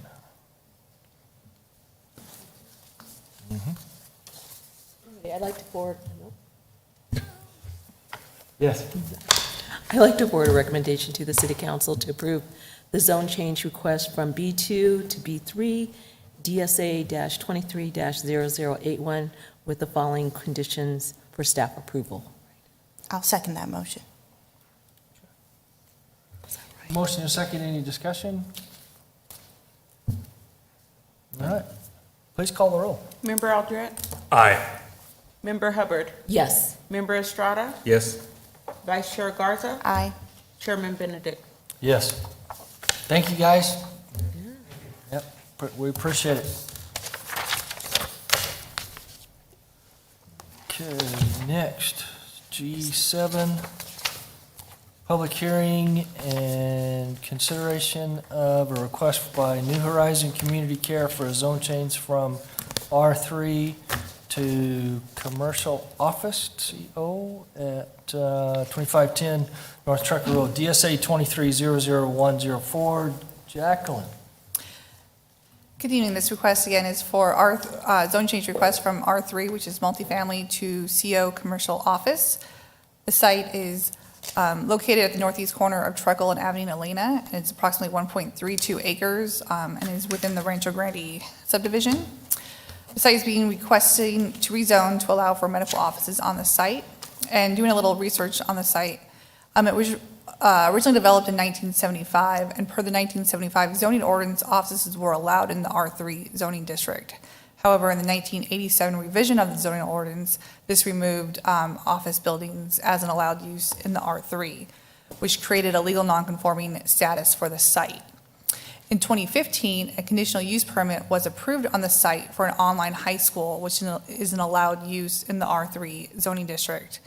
And so per 1762-010C, when any lawful and non-conforming use of any structure or land in any district has been changed to a conforming use, it shall not hereafter be changed to any non-conforming use. So therefore, it cannot convert back to an office building, and hence why we need this zone change today.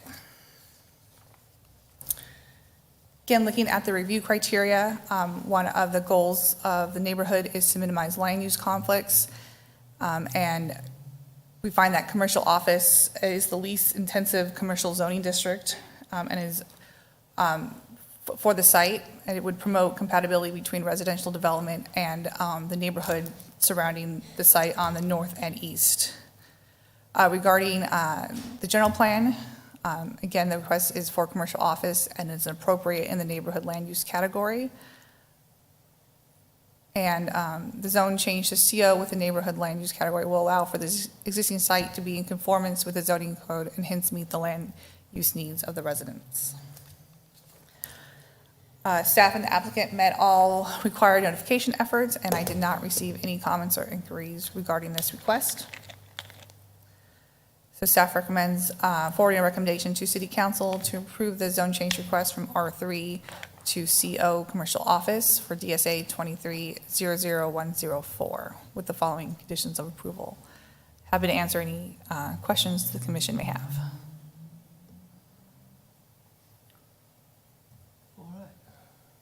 Commissioners, I have a quick questions, please. what are the setbacks for commercial office? Just looking at the residential that's surrounding. It is, I believe the front is 25, and the sides are usually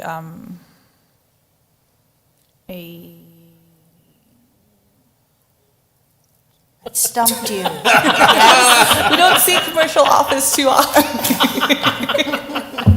Let's go ask Mr. Google. It's okay, don't worry about it.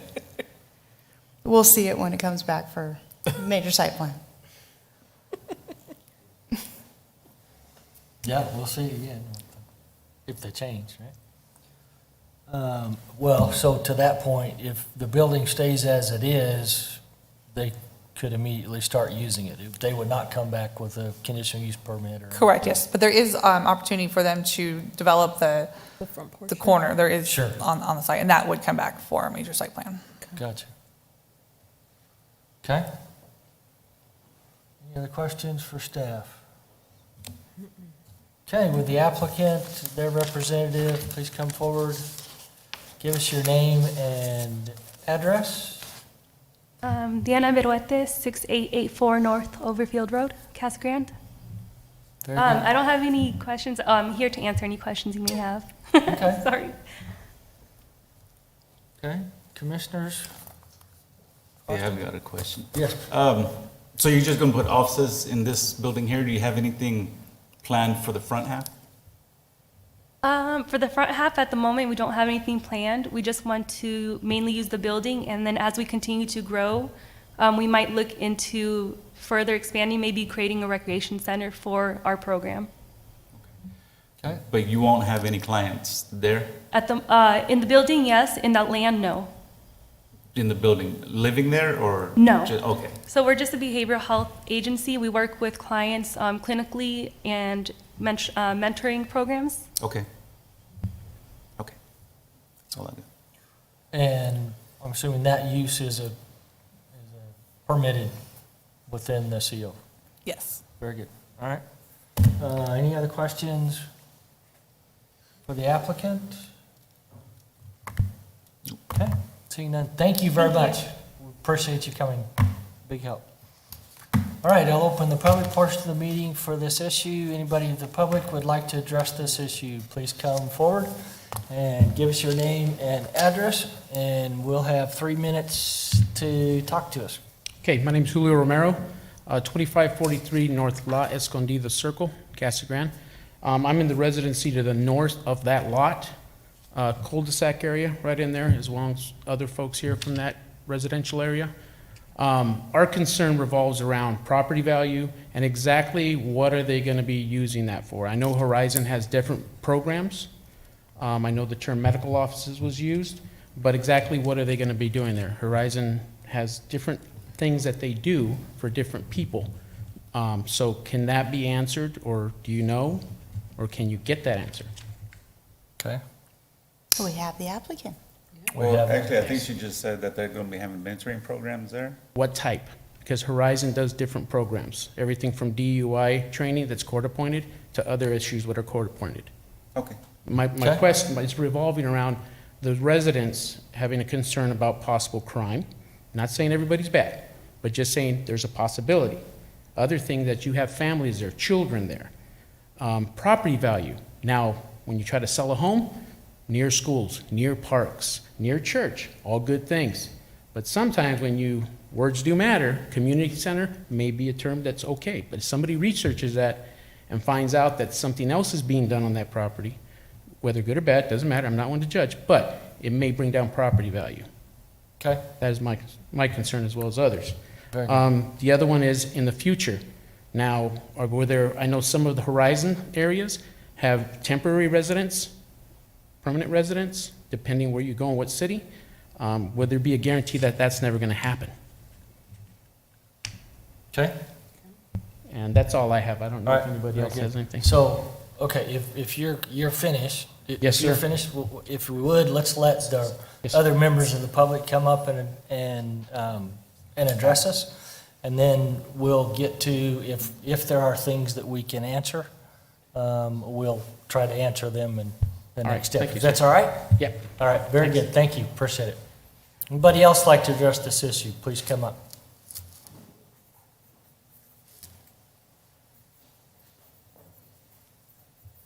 Pull it down. Sorry. Yeah, no worries. Name Joe. name and address? Joe Vasquez, 2544 North La Escondida. I live, of course, north of that area too. I do have concerns something like that too. Sheen said that right now they're going to use that same property, that building that's on there right now.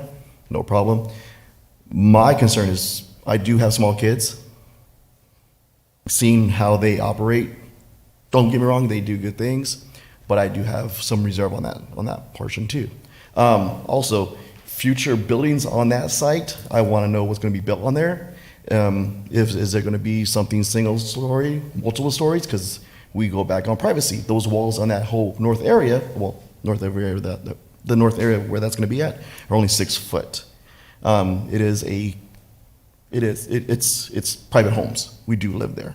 It's a close-knit neighborhood. We've all lived there for many, many years. So we know everybody in that area. So when you get something new like that, it's kind of scary.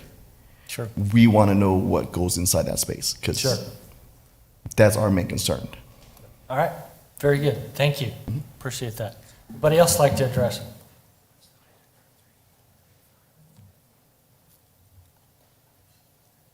My name is Roger Kesterson, 2536 North La Escondida Circle, that same cul-de-sac.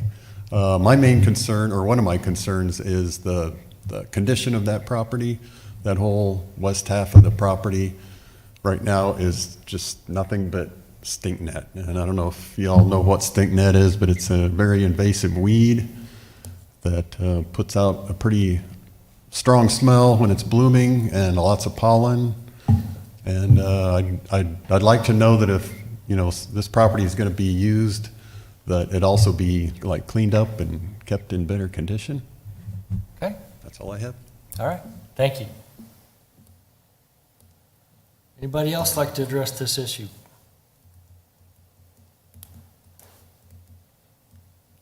Okay. All right, very good. If it's not too much out of order, could you come up and applicant, please come up and see if we can address some of these concerns that the commission, I'm sure, shares. Commissioners, we have questions for her. We need to ask the questions. I'll help ask the question. Please. So what exactly is going to be done inside the building? Like, what are they, behavioral health classes that are outpatient, or how does it, what? Well, first to clarify, because I know there is a Horizons here, we're actually not affiliated with them. We're New Horizons Community Care. Most of our locations are in Chandler. We've never actually worked with Pinal County until recently, and at the moment we're located on Val Vista and, Pinal Road. So we're not affiliated with the Horizons that's here. What we do have there is we will be strictly we have clinical offices that we'll have for our clinicians who are on site. We have mentoring programs, and we also have an educational program. Our educational program, we do an online platform where the kids are able to be in somewhat of a school setting with behavioral health technicians in place to help address some of the behaviors they normally see at school. Most of the behaviors they tend to see in school are their ADHD. How do we manage our impulsiveness, credit recovery? How do we work with our self-esteem? How do we get reacclimate back into a school setting? So we don't do substance abuse classes. We don't do any of that form of teaching. When it comes to ours, we also have a very strict criteria when it comes to our clients, that if because they are behavioral health technicians, there's a scope of practice we can work with. Because of that, there's a criteria of we can't work with a specific demographic because it's too intense for our program at the moment. Okay. So these behavioral services aren't court-appointed, issued? They're just There's parents who need help. voluntary type services, like counseling services. Correct. Excellent. Other questions? Commissioners? And then in regards to the cleaning, part of it is, whenever they do have behaviors or impulsiveness, something they did wrong, sometimes we do have them do community service, so we will be cleaning the area. There you go. There we go. Every action has a consequence. Absolutely. And overnight housing or residents in this building would be permitted in the land use, so they're not staying there for any reason overnight. That's correct.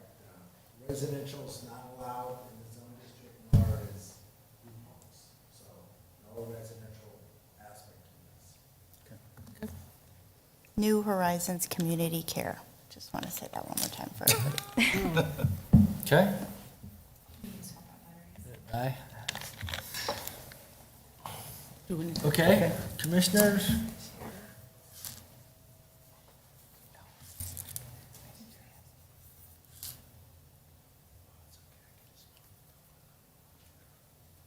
Okay, right, and you may or may not have plans for future buildings. I think you made that comment earlier. Yes, at the moment, for that plot of land, we have nothing in mind. If we do, they were thinking of just a recreation center for our youth in order for them to be physically active in a more contained area where they're safe. Very good. So what age group do you? Our youngest is 5, our oldest is 18. Okay, so it's a wide range. Okay. All right. And any other questions for I have none. for her? Okay. All right, thank you. Thank you. Appreciate you coming back, addressing those issues. Comment that I would make about one of the questions is about the future buildings, the concerns that were presented then. Any future building and any of those, they'll have to have a plans that'll come and you'll get notice for those. Correct, staff? Yes, it would have to come back as a major site plan. I would want to note with the R3, they could go up to 35 feet. With commercial office, I believe it's limited to 20 feet Okay. in height. Okay, and again, when those things are presented, you'll be getting notices just like you did this time, and they'll be coming up, and you'll be able to see those plans at that point. Correct, 2 stories. R3 is 35 feet would allow up to 3 stories, existing, with the existing zoning. Okay, great, thank you. Okay, so anybody else from the public like to address this issue? Seeing none, I'll close the public portion of the meeting, bring it back to the commission.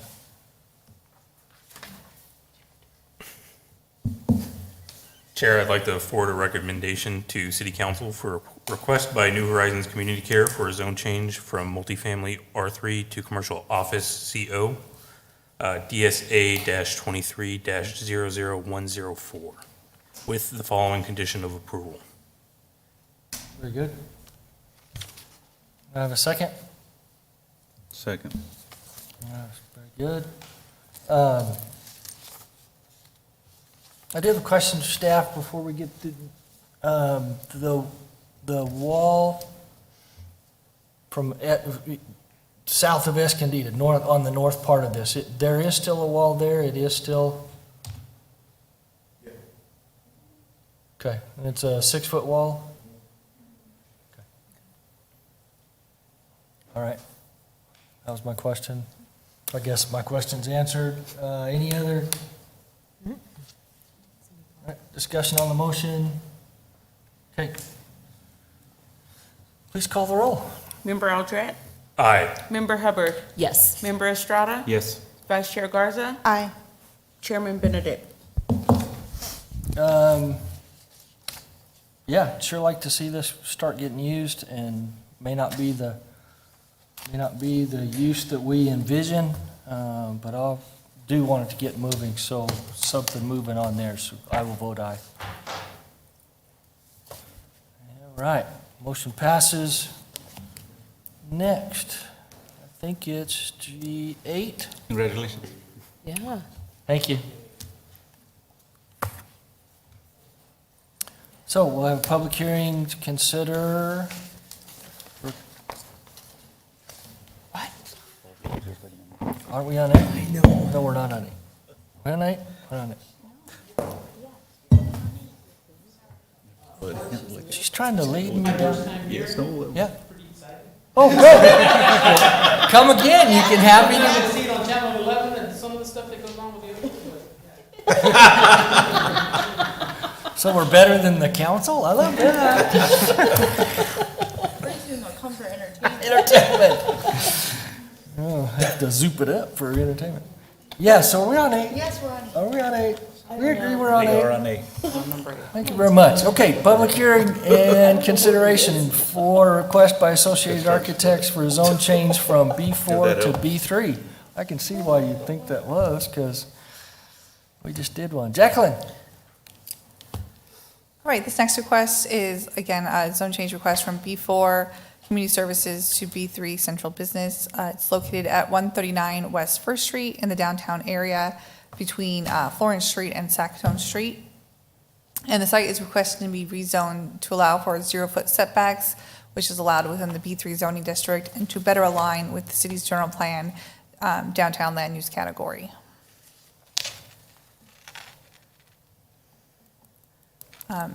One of the goals of the downtown land use, downtown zoning district is to develop a strategy for downtown development, redevelopment, and adaptive reuse. And one of these action steps is to encourage the conversion of vacant and/or underutilized sites to more of intensive urban uses. The zone change to B3 is an appropriate zoning for the downtown land use category. And the zone change to B3 within the downtown land use category will allow the existing site to be in conformance with the zoning code. It currently is at 0 setbacks, as you can see in the aerial as well. And the applicant is just looking at adding a building in the back as well. So that's the need for the zone change. With that, all public hearing efforts by staff and the applicant were met, and I did not receive any comments or inquiries. So with that, staff recommends forwarding a recommendation to City Council to approve the zone change request from B4 to B3, DSA 23-00105. Happy to answer any questions the commission may have. Commissioners? Questions for staff? All right. Very good. Would the applicant or their representative like to come forward and address the commission? Thank you for being here. Rusty Riggs, Capital Construction. Address is 3009 North Rockwell Avenue, Suite 4 in Casa Grande. Very good. Any comments you'd like to make? I don't have any additional comments. Appreciate the way it was presented, and it seems like it's going to conform with what the overall effect is in that downtown area. It's nice to get some improvement and someone that's willing to invest some money in the downtown area. So we're looking forward to helping there. Appreciate that. Any questions, commissioners, for the applicant? Thank you. Appreciate you being here. It is a help. All right. I'll open the public portion of the meeting. Anyone from the public like to address this issue, please come forward. Seeing none, I'll close the public portion of the meeting. Bring it back to the commission. I'd like to forward a favorable recommendation to City Council to approve the zone change to request from B4 to B3 on DSA 23-00105. Very good. Got a motion? Thank you. Got a motion and a second. Any discussion? Hearing none, please call the roll. Member Aldrete? Aye. Member Hubbard? Yes. Member Estrada? Yes. Vice Chair Garza? Aye. And Chairman Benedict? Yes. Very good. Now, G9, hold a public hearing, consider a request from Jim Sauer from conditional use permit and its associated resolution for automobile repair service establishment. 30 East Florence, DSA 23-00113. Sam? It's your turn. Sam. Good evening, Commissioners. So my first, or the next item on the agenda is a Freedom Auto Service is requesting a conditional use permit, DSA 2300113.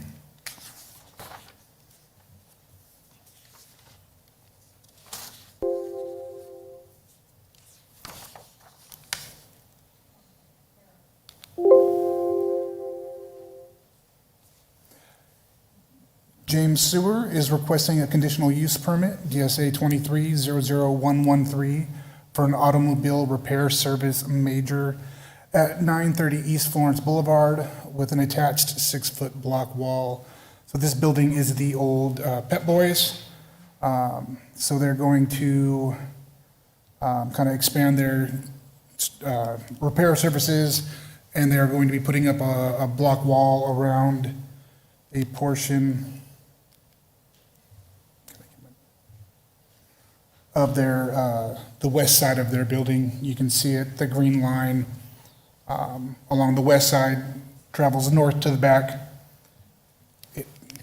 All it does is the volume.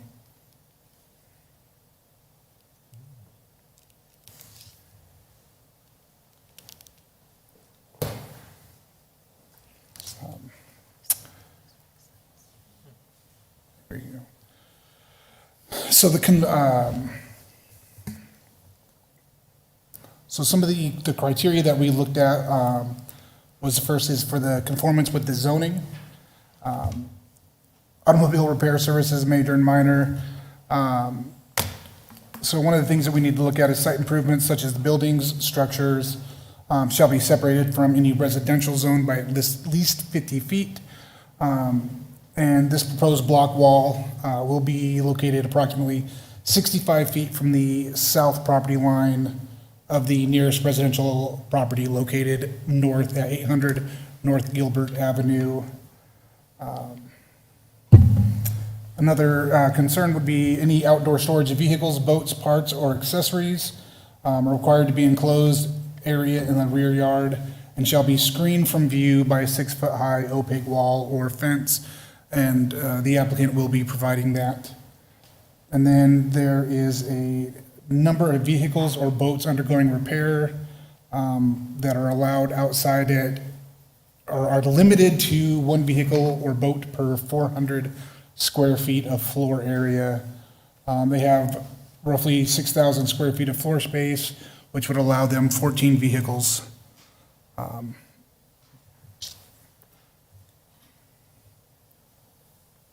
So the site is adequate in size and topography and properly relates to uses within the surrounding land use.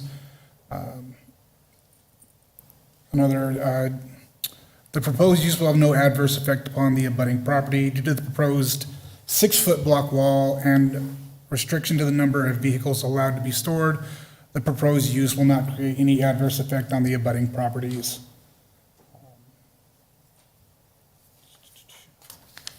Staff and the applicant has met all requirements for public hearing, and I was asked to address the, after the addition of the proposed block wall, the site will still have adequate parking to meet the city code. The entire lot as a parcel requires 69 spaces, and they will have 78. Next. At this time, staff recommends the Planning Commission approve the conditional use permit and associated resolution DSA 2300113 for an auto repair service major, subject to the following conditions. The block wall must be 6 feet in height and shall be painted to match the existing color of the building. This still needs fire department approval to make sure that all fire lanes are accessible, and that the number of inoperable vehicles will be limited to 14. Oh, and an encroachment permit will be required as part of the fence building. And that's, oh, questions? Commissioners? Can you explain the fence one more time? I was trying to figure it. You said west or south? So it is west and north. It extends just back from the west wall, and then it continues west to the, near to the street, and then it heads north, back around the corner. Black line. I'm just like, I know, I'm trying. Oh, I was going the opposite. I was like, what? Okay, I get it now. Sorry, I was totally, If that's the hardest question you got, I'm good. I'm a little slow tonight. Okay, okay, that No, makes sense. You're good. You're good. Okay, and then, one more question. Landscaping, are they gonna be doing, I guess there really isn't that much landscaping there, is there? I was thinking there was, along Florence. Well, there's some on the. On the backside? There's some on the, there's some on the backside. So there is some I believe that there's some existing landscape, but at this time there is not, we're not requiring additional landscape as part of this Okay. Conditional use permit. Okay. Do we know that they've addressed what they've been required to do? If they already have what's required?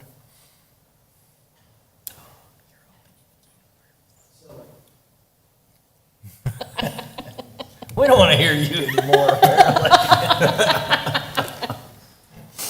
Site itself does not come close to meeting today's landscape code. That's what I was Okay, thinking. but it's an older building, Mhm. so it's not really, it has never been constructed to meet the code.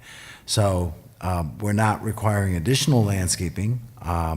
They don't trigger any technically at this point, although a conditional use permit, we have a lot of latitude. But staff at this point is not requiring additional landscaping to be installed. So we Okay. could. It does look like a concrete jungle I there. know, I'm just joking. I was thinking it was more for some reason. Okay. It's always been minimal. It's fine, for now. All right. Any more questions? Absolutely. Where are we at? Applicant or their representative like to come forward and address this issue?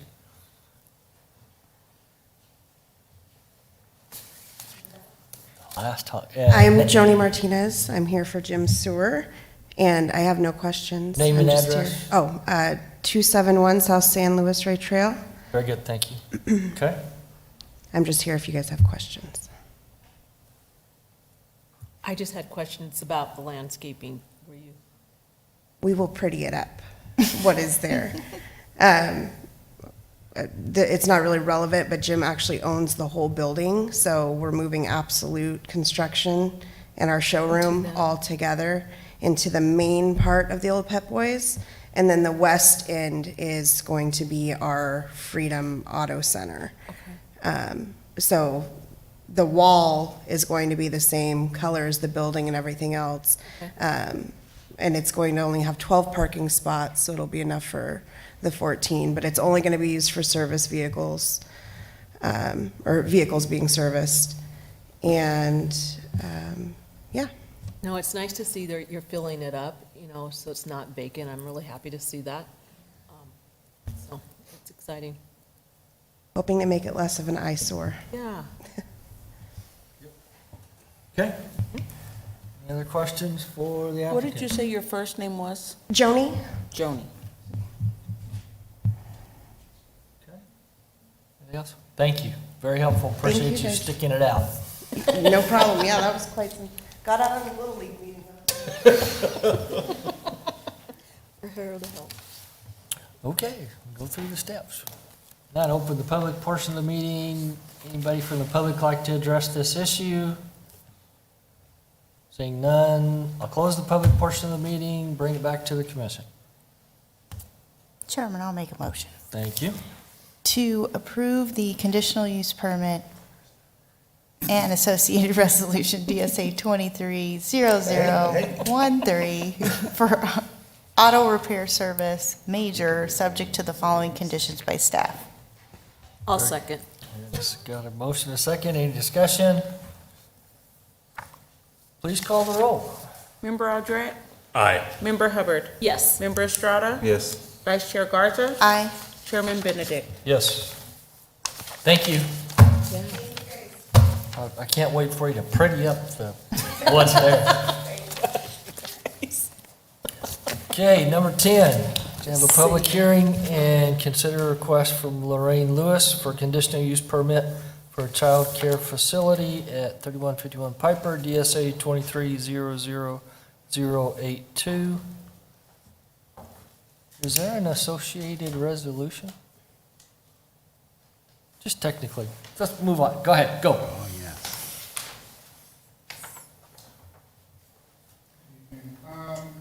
Next.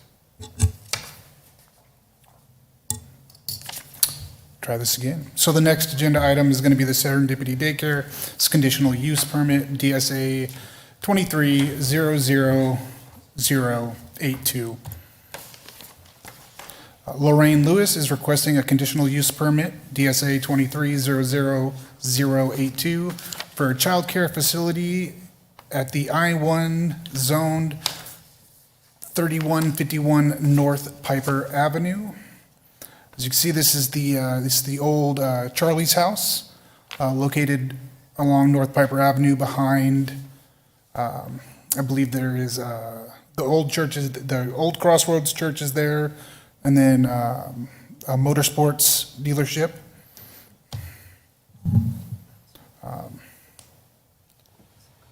So for our conformance with zoning, a minimum of 75 square feet of outdoor play space per child shall be provided, from which at least 50 square feet of fenced-in play space per child shall be provided. Our applicant will provide 3 outdoor play areas. Play area 1 is existing, and it is 2,150 square feet. Play area 2 is a proposed site, and or a proposed area, and it will be 2,280 square feet. And the third play area will be 2,052 square feet, and it is also proposed at this point. This will give them a total of 6,482 square feet of total outdoor space. And this is enough outdoor space for 86 children. At least 250 square feet of lot area per child shall also be provided. And this site is comprised of 3 lots for a total of 18,250 square feet. And this is sufficient lot space for a maximum of 73 children. And with that, this use will meet all requirements for a daycare center per the city code, 17.28.030.A.1, sections A and B, as long as the number of children is limited to a maximum of 73. The applicant is expecting 60, so they should be good on that front. Here is a site plan. The area to the left, which would be the west side, is the existing play area. It is already fenced.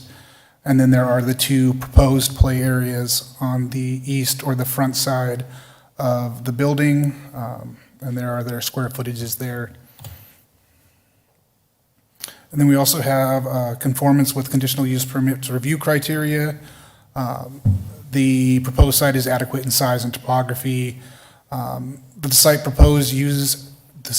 for the proposed use relates to streets and highways adequate in width and pavement type. The streets and highways are adequate to carry the quantity and kind of traffic generated by this use, and I'll have another slide here in just a second. And that the proposed use will have no adverse effect upon the abutting property. So one of the biggest concern is increased traffic flow due to people picking up and dropping off their children. These will be, these drop off and pickup times will be limited to 3 hours in the morning, 3 hours in the evening. And that's going to be from 6 to 9 a.m. and then 3 to 6 p.m. And they're only expecting 4 or 5 cars at any given time, and a drop off or pickup takes about 10 or 15 minutes. So it should not be a significant amount of traffic at any one time. So the site along North Piper Avenue, there's two main ways to get into the site. There is a south entrance along West Centennial Boulevard and North Pinal. And then on the north end, there is Villago Parkway, where they can enter onto North Piper Avenue. And you can see that with the pink and purple lines there. And then this is how they'll feed into that parking lot.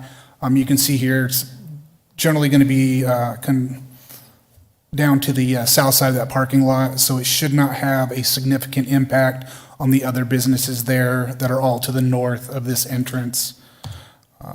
And this is what that would look like from the street view. Again, the bulk of the forward businesses are there to the north and off to the right in this picture. So the impact should be minimal. And then we have and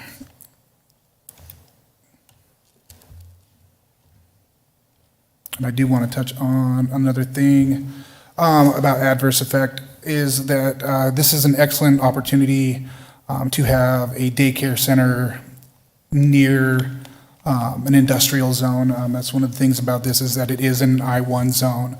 But this does put childcare near where a number of our citizens work.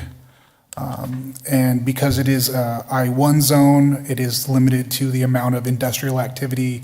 And the particular industrial activity in this center is closer to a standard commercial or business use. So it should not have any impact negatively on the daycare itself. So I think this is a good mix of uses and an opportunity to meet needs in the community.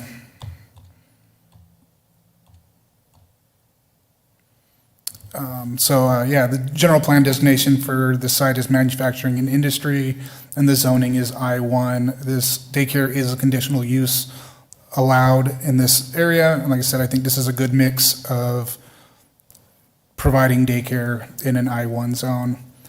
And this meets all the criteria for conditional use permit under our city code.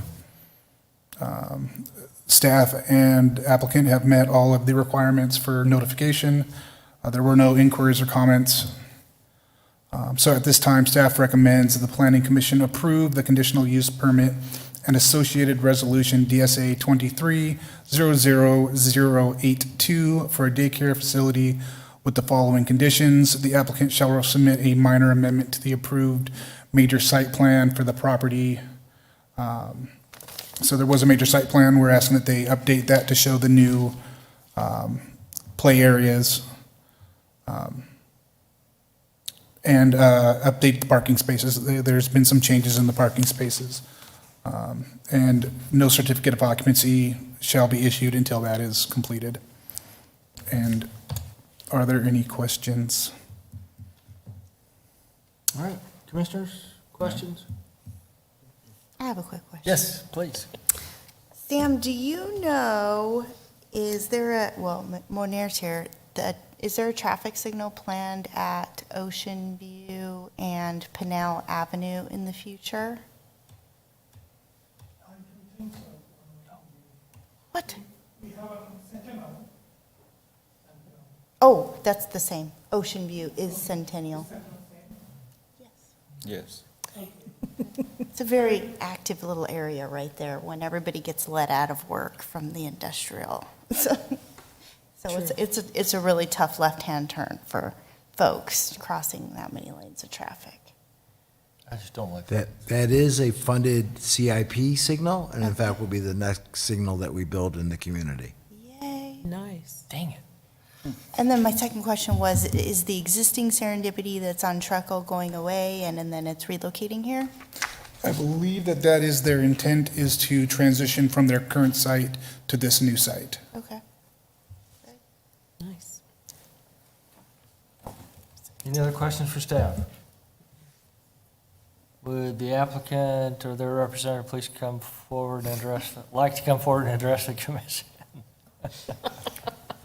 I'm thinking not. Seeing none, I'll open the public portion of the meeting. Would anybody from the public like to address this issue? Please come forward. Seeing none, I'll close the public portion of the meeting and bring it back to the staff. I mean, not staff. Commission. Go. Go. Chair, I'd like to approve, right? Yes, go, man. Approve a request by Lorraine Lewis for a conditional use permit for a childcare facility, DSA-23-00082, And your attorney wants to say, and the related resolution. with the following condition. And the conditions. There you go. Did you say the resolution? And the Related resolution? And the related You go, resolution. buddy. We're good. Go on. Seconds. Okay, I got a motion and a second. Any discussion? Hearing none. Call the roll. Member Aldrete, Aye. Member Hubbard, Yes. Member Estrada, Yes. Vice Chair Garza, Aye. Chairman Benedict. Yes. All right.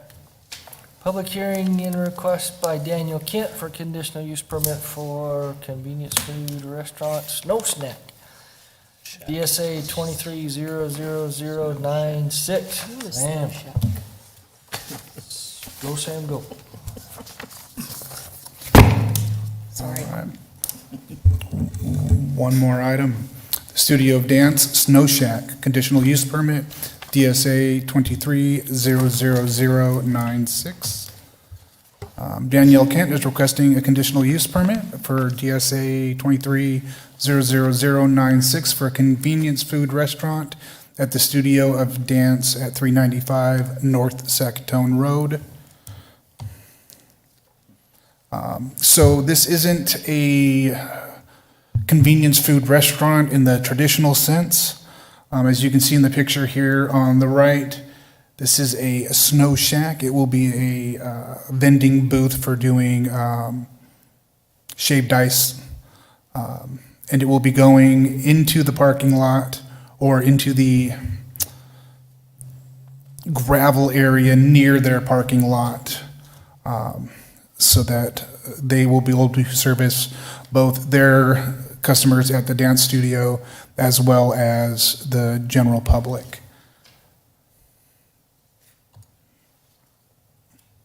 So here's their site plan. They're planning on having the snow shack face the sidewalk along North Sackatone. And then it will be going on an 8x8 concrete pad. It is a 7x7 building, 7x7 foot building, so 49 square feet. It is self-contained, but they will be running electricity to the shack. So conditionally, conformance with zoning for convenience food restaurants. Our first two standards don't necessarily apply to this, as they're more intended for convenience food with 4 gas station pumps. The one that is appropriate would be the proposed site must be separated from any residential zone by at least 50 feet. And parking area should be separated from any residential zone by at least 15 feet. Our proposed site is a minimum of 550 feet from the nearest residential zone district. So it does meet that criterion.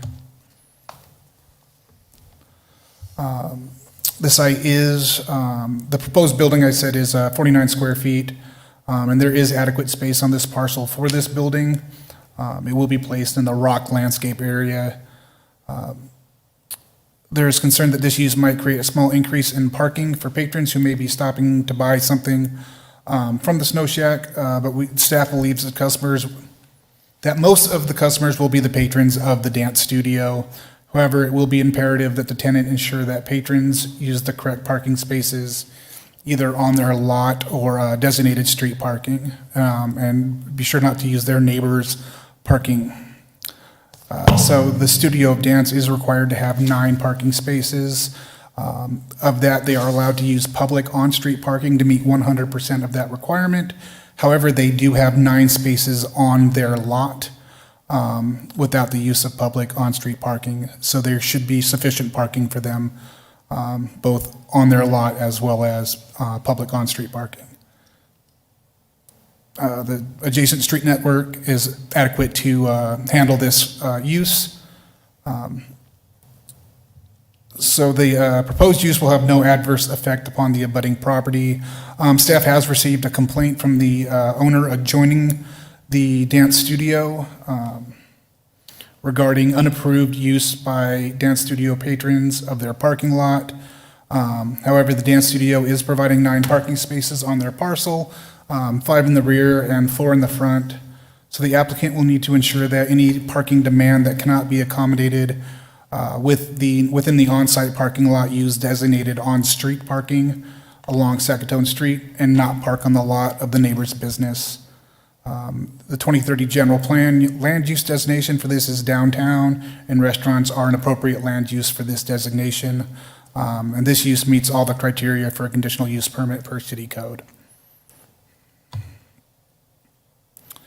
The staff and the applicant have met all of the notification efforts as required.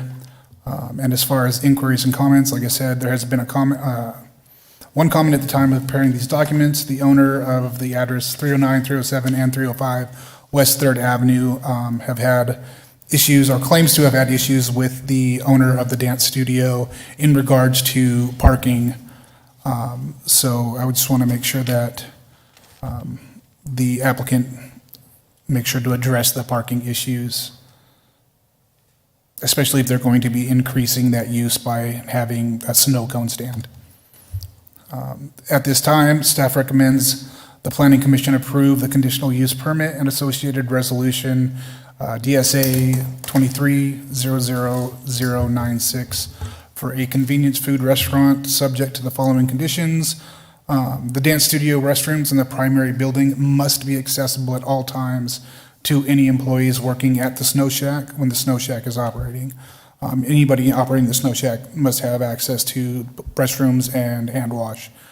So that is a requirement. And again, the parking for the dance studio and/or the Snow Shack must be on the property at 395 North Sackatone or in designated on-street parking along Sackatone or some other legal parking arrangement, not on neighboring businesses' parking spaces.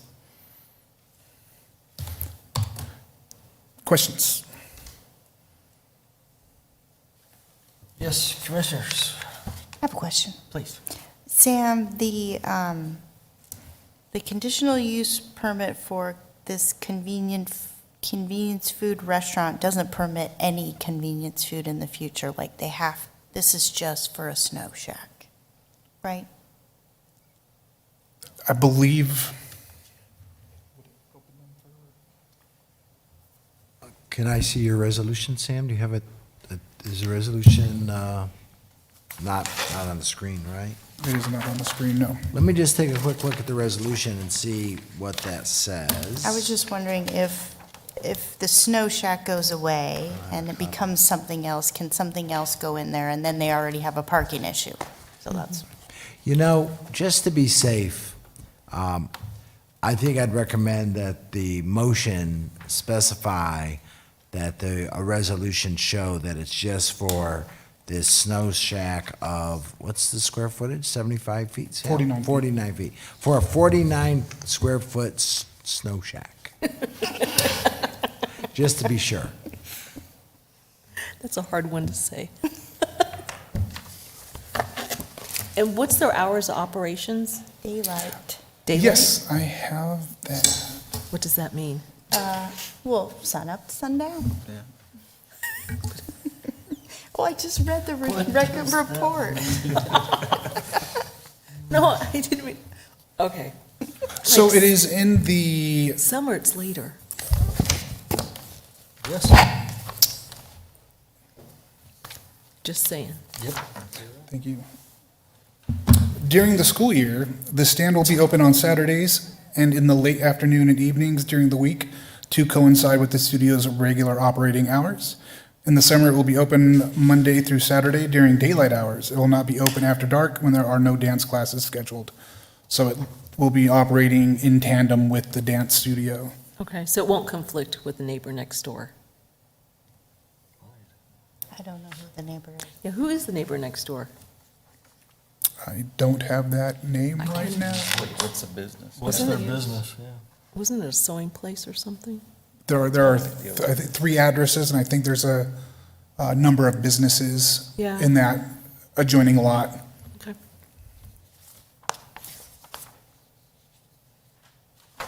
Don't they own that whole building?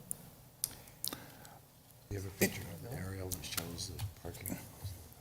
So many questions for a snow shack. For a snow shack. For a 49 square foot building, eh? All right, 9 so- o'clock at night, 8:30. Here it is from above. Oh, The comment comes, so here's a dance studio surrounded, highlighted in the yellow box. The businesses that have the concern are these 3, it's owned by one owner, but I believe it is 3 separate businesses that they lease out. So, and the issue is that this business overflows, or the claim is that this business overflows into this lot, and it has been an issue. And then I can show But they could you- use the parking across the street, like north of it, Yeah, there's parking. Back to that, Sam. And on the street. and on the street, yeah. So, as you can see on Sackatone, adjacent to the dance studio, there is actual striped parallel parking spaces in Sackatone Street where people can park. I've seen- And across 3rd Street, there's a public parking lot Yeah. associated with the Women's Club building, and that's a city-owned facility. But the problem, probably that, as we looked into this, the problem is probably created by the fact that the parking lot between the dance studio and the adjacent properties all looks like it's a common the parking same, lot. yeah. There's It no does. delineation between the properties. And so the public, I'm sure, is just parking inadvertently on the other property without really know that they're trespassing. Although there are some signs in the building, the property owner has been apparently posting some signs that there's no parking. But it kind of just looks like one common parking It does. area. It does. Absolutely. But normally you just go on the side street anyway. All right. Okay. We're at- Open here. Okay, well, we've had the staff, the applicant, did I ask for the applicant? The applicant or their representative like to address commission? Seeing none, I'll open the public portion of the meeting. Anybody from the public like to address this issue, please come forward. Seeing none, I'll close the public portion of the meeting and bring it back to the commission. Chairman, I'll make a motion. Thank you. That we recommend the approval of the conditional use permit and associated resolution DSA 23-00096 for a convenience food restaurant, subject to the following conditions by staff, and the resolution state, particularly the convenience food restaurant is a 49 square foot snow shack. Show Okay. shack. Say that a couple times. Second. Very good, all right. Okay, you clear with that? I have a motion and a second. Any discussion? No? Hearing none, please call the roll. Member Aldred? Aye. Member Hubbard? Yes. Member Estrada? Yes. Vice Chair Garza? Aye. Chairman Benedict? Yes. All right. Now, get to open the public portion of the meeting again. For anybody from the public like to address the commission. Hearing none, I'll close the public portion of the meeting. Director, talk to us. Mr. Chair, Commission, I'll review for you some of the administrative approvals. We did approve a minor site amendment to a major site plan for the Casa Grande Airport. We had a couple of hangars under construction there, and we had to revise the taxiway apron location a little bit to accommodate the 3 new hangars. Also, Wright Asphalt did a minor amendment to their plan to modify the number and size of some storage tanks on their site. They're a new business out there in the Central Arizona Commerce Park. We also had a minor site plan approved to construct 2 outdoor soccer fields enclosed within chain link fence. That was the X Factor CUP on Truckle that you approved recently. So they submitted their site plan to actually build those soccer fields.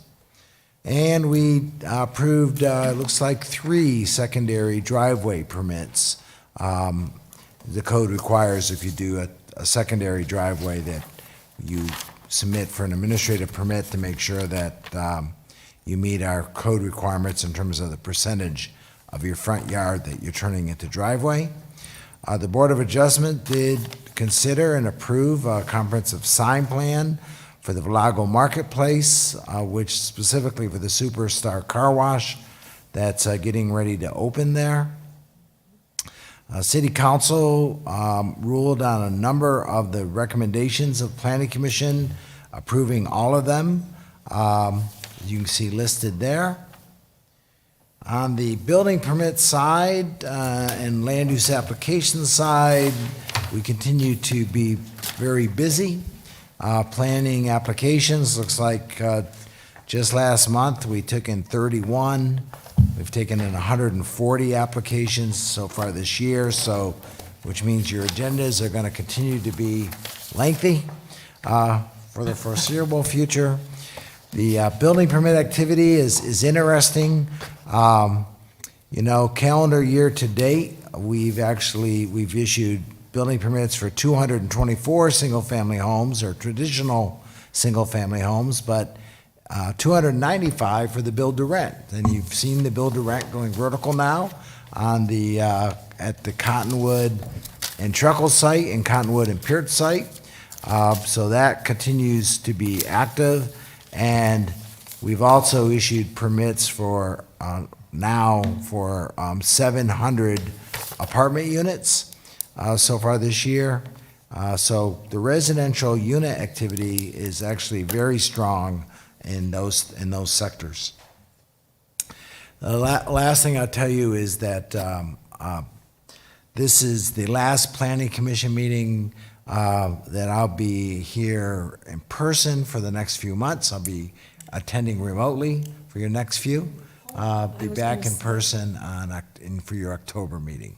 But you'll be in good hands with our planners, and I'll be with you remotely for your future meetings for the next couple months. So that's all I have to report. Quick question. Yes. The 2 items that were removed from the city council agenda, what projects were those for? The one was for the, let me think, from the city, Nexus. It was the Nexus and the Casablanca zone changes. The ones that were, the Casablanca, if you recall, was north of Florence, between Florence and Cottonwood, just to the east of Palm Creek, between that and the interstate. So that was removed, and that zone change had some residential adjacent to Palm Creek, and then the other side of Camino Mercado was going to be light industrial.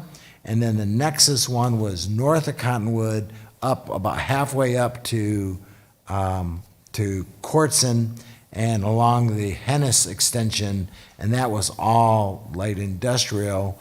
So the applicant has asked for both of those to not be considered by council yet until they can do some more analysis of actually the road infrastructure that's needed to support those. Nice. Really? We did our job. we do think that's going to come back in around October, November for council's consideration. Next council meeting on the 19th, City Council will be considering the general plan amendment to change it into commerce and business from neighborhoods. So that's going forward, but the zone change, the PAD zone change, is being held up at the applicant's request. I think staff has suggested that we not postpone it beyond the November timeframe, but council consider it sometime, probably in October or November meetings. Quick question.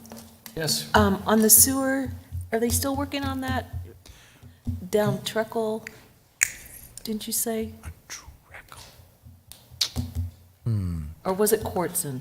Quartzen, yes, Quartzen. We are building a new force main along Quartzen, all the way essentially from the interstate to the plant. There's two large, all the sewer in the whole city basically goes to Quartzen, and then Quartzen gets transmitted to the sewer plant at Quartzen and Burris area. And when's So we are having to build a third sewer main, because those two are full, and it will be a force main, and it is a funded CIP. And so, yes, the city is proceeding forward on that project, as well as enhancement of the capacity, the treatment capacity of the sewer plant itself, and our capacity for our discharge. So is there a time frame when that's going to be done?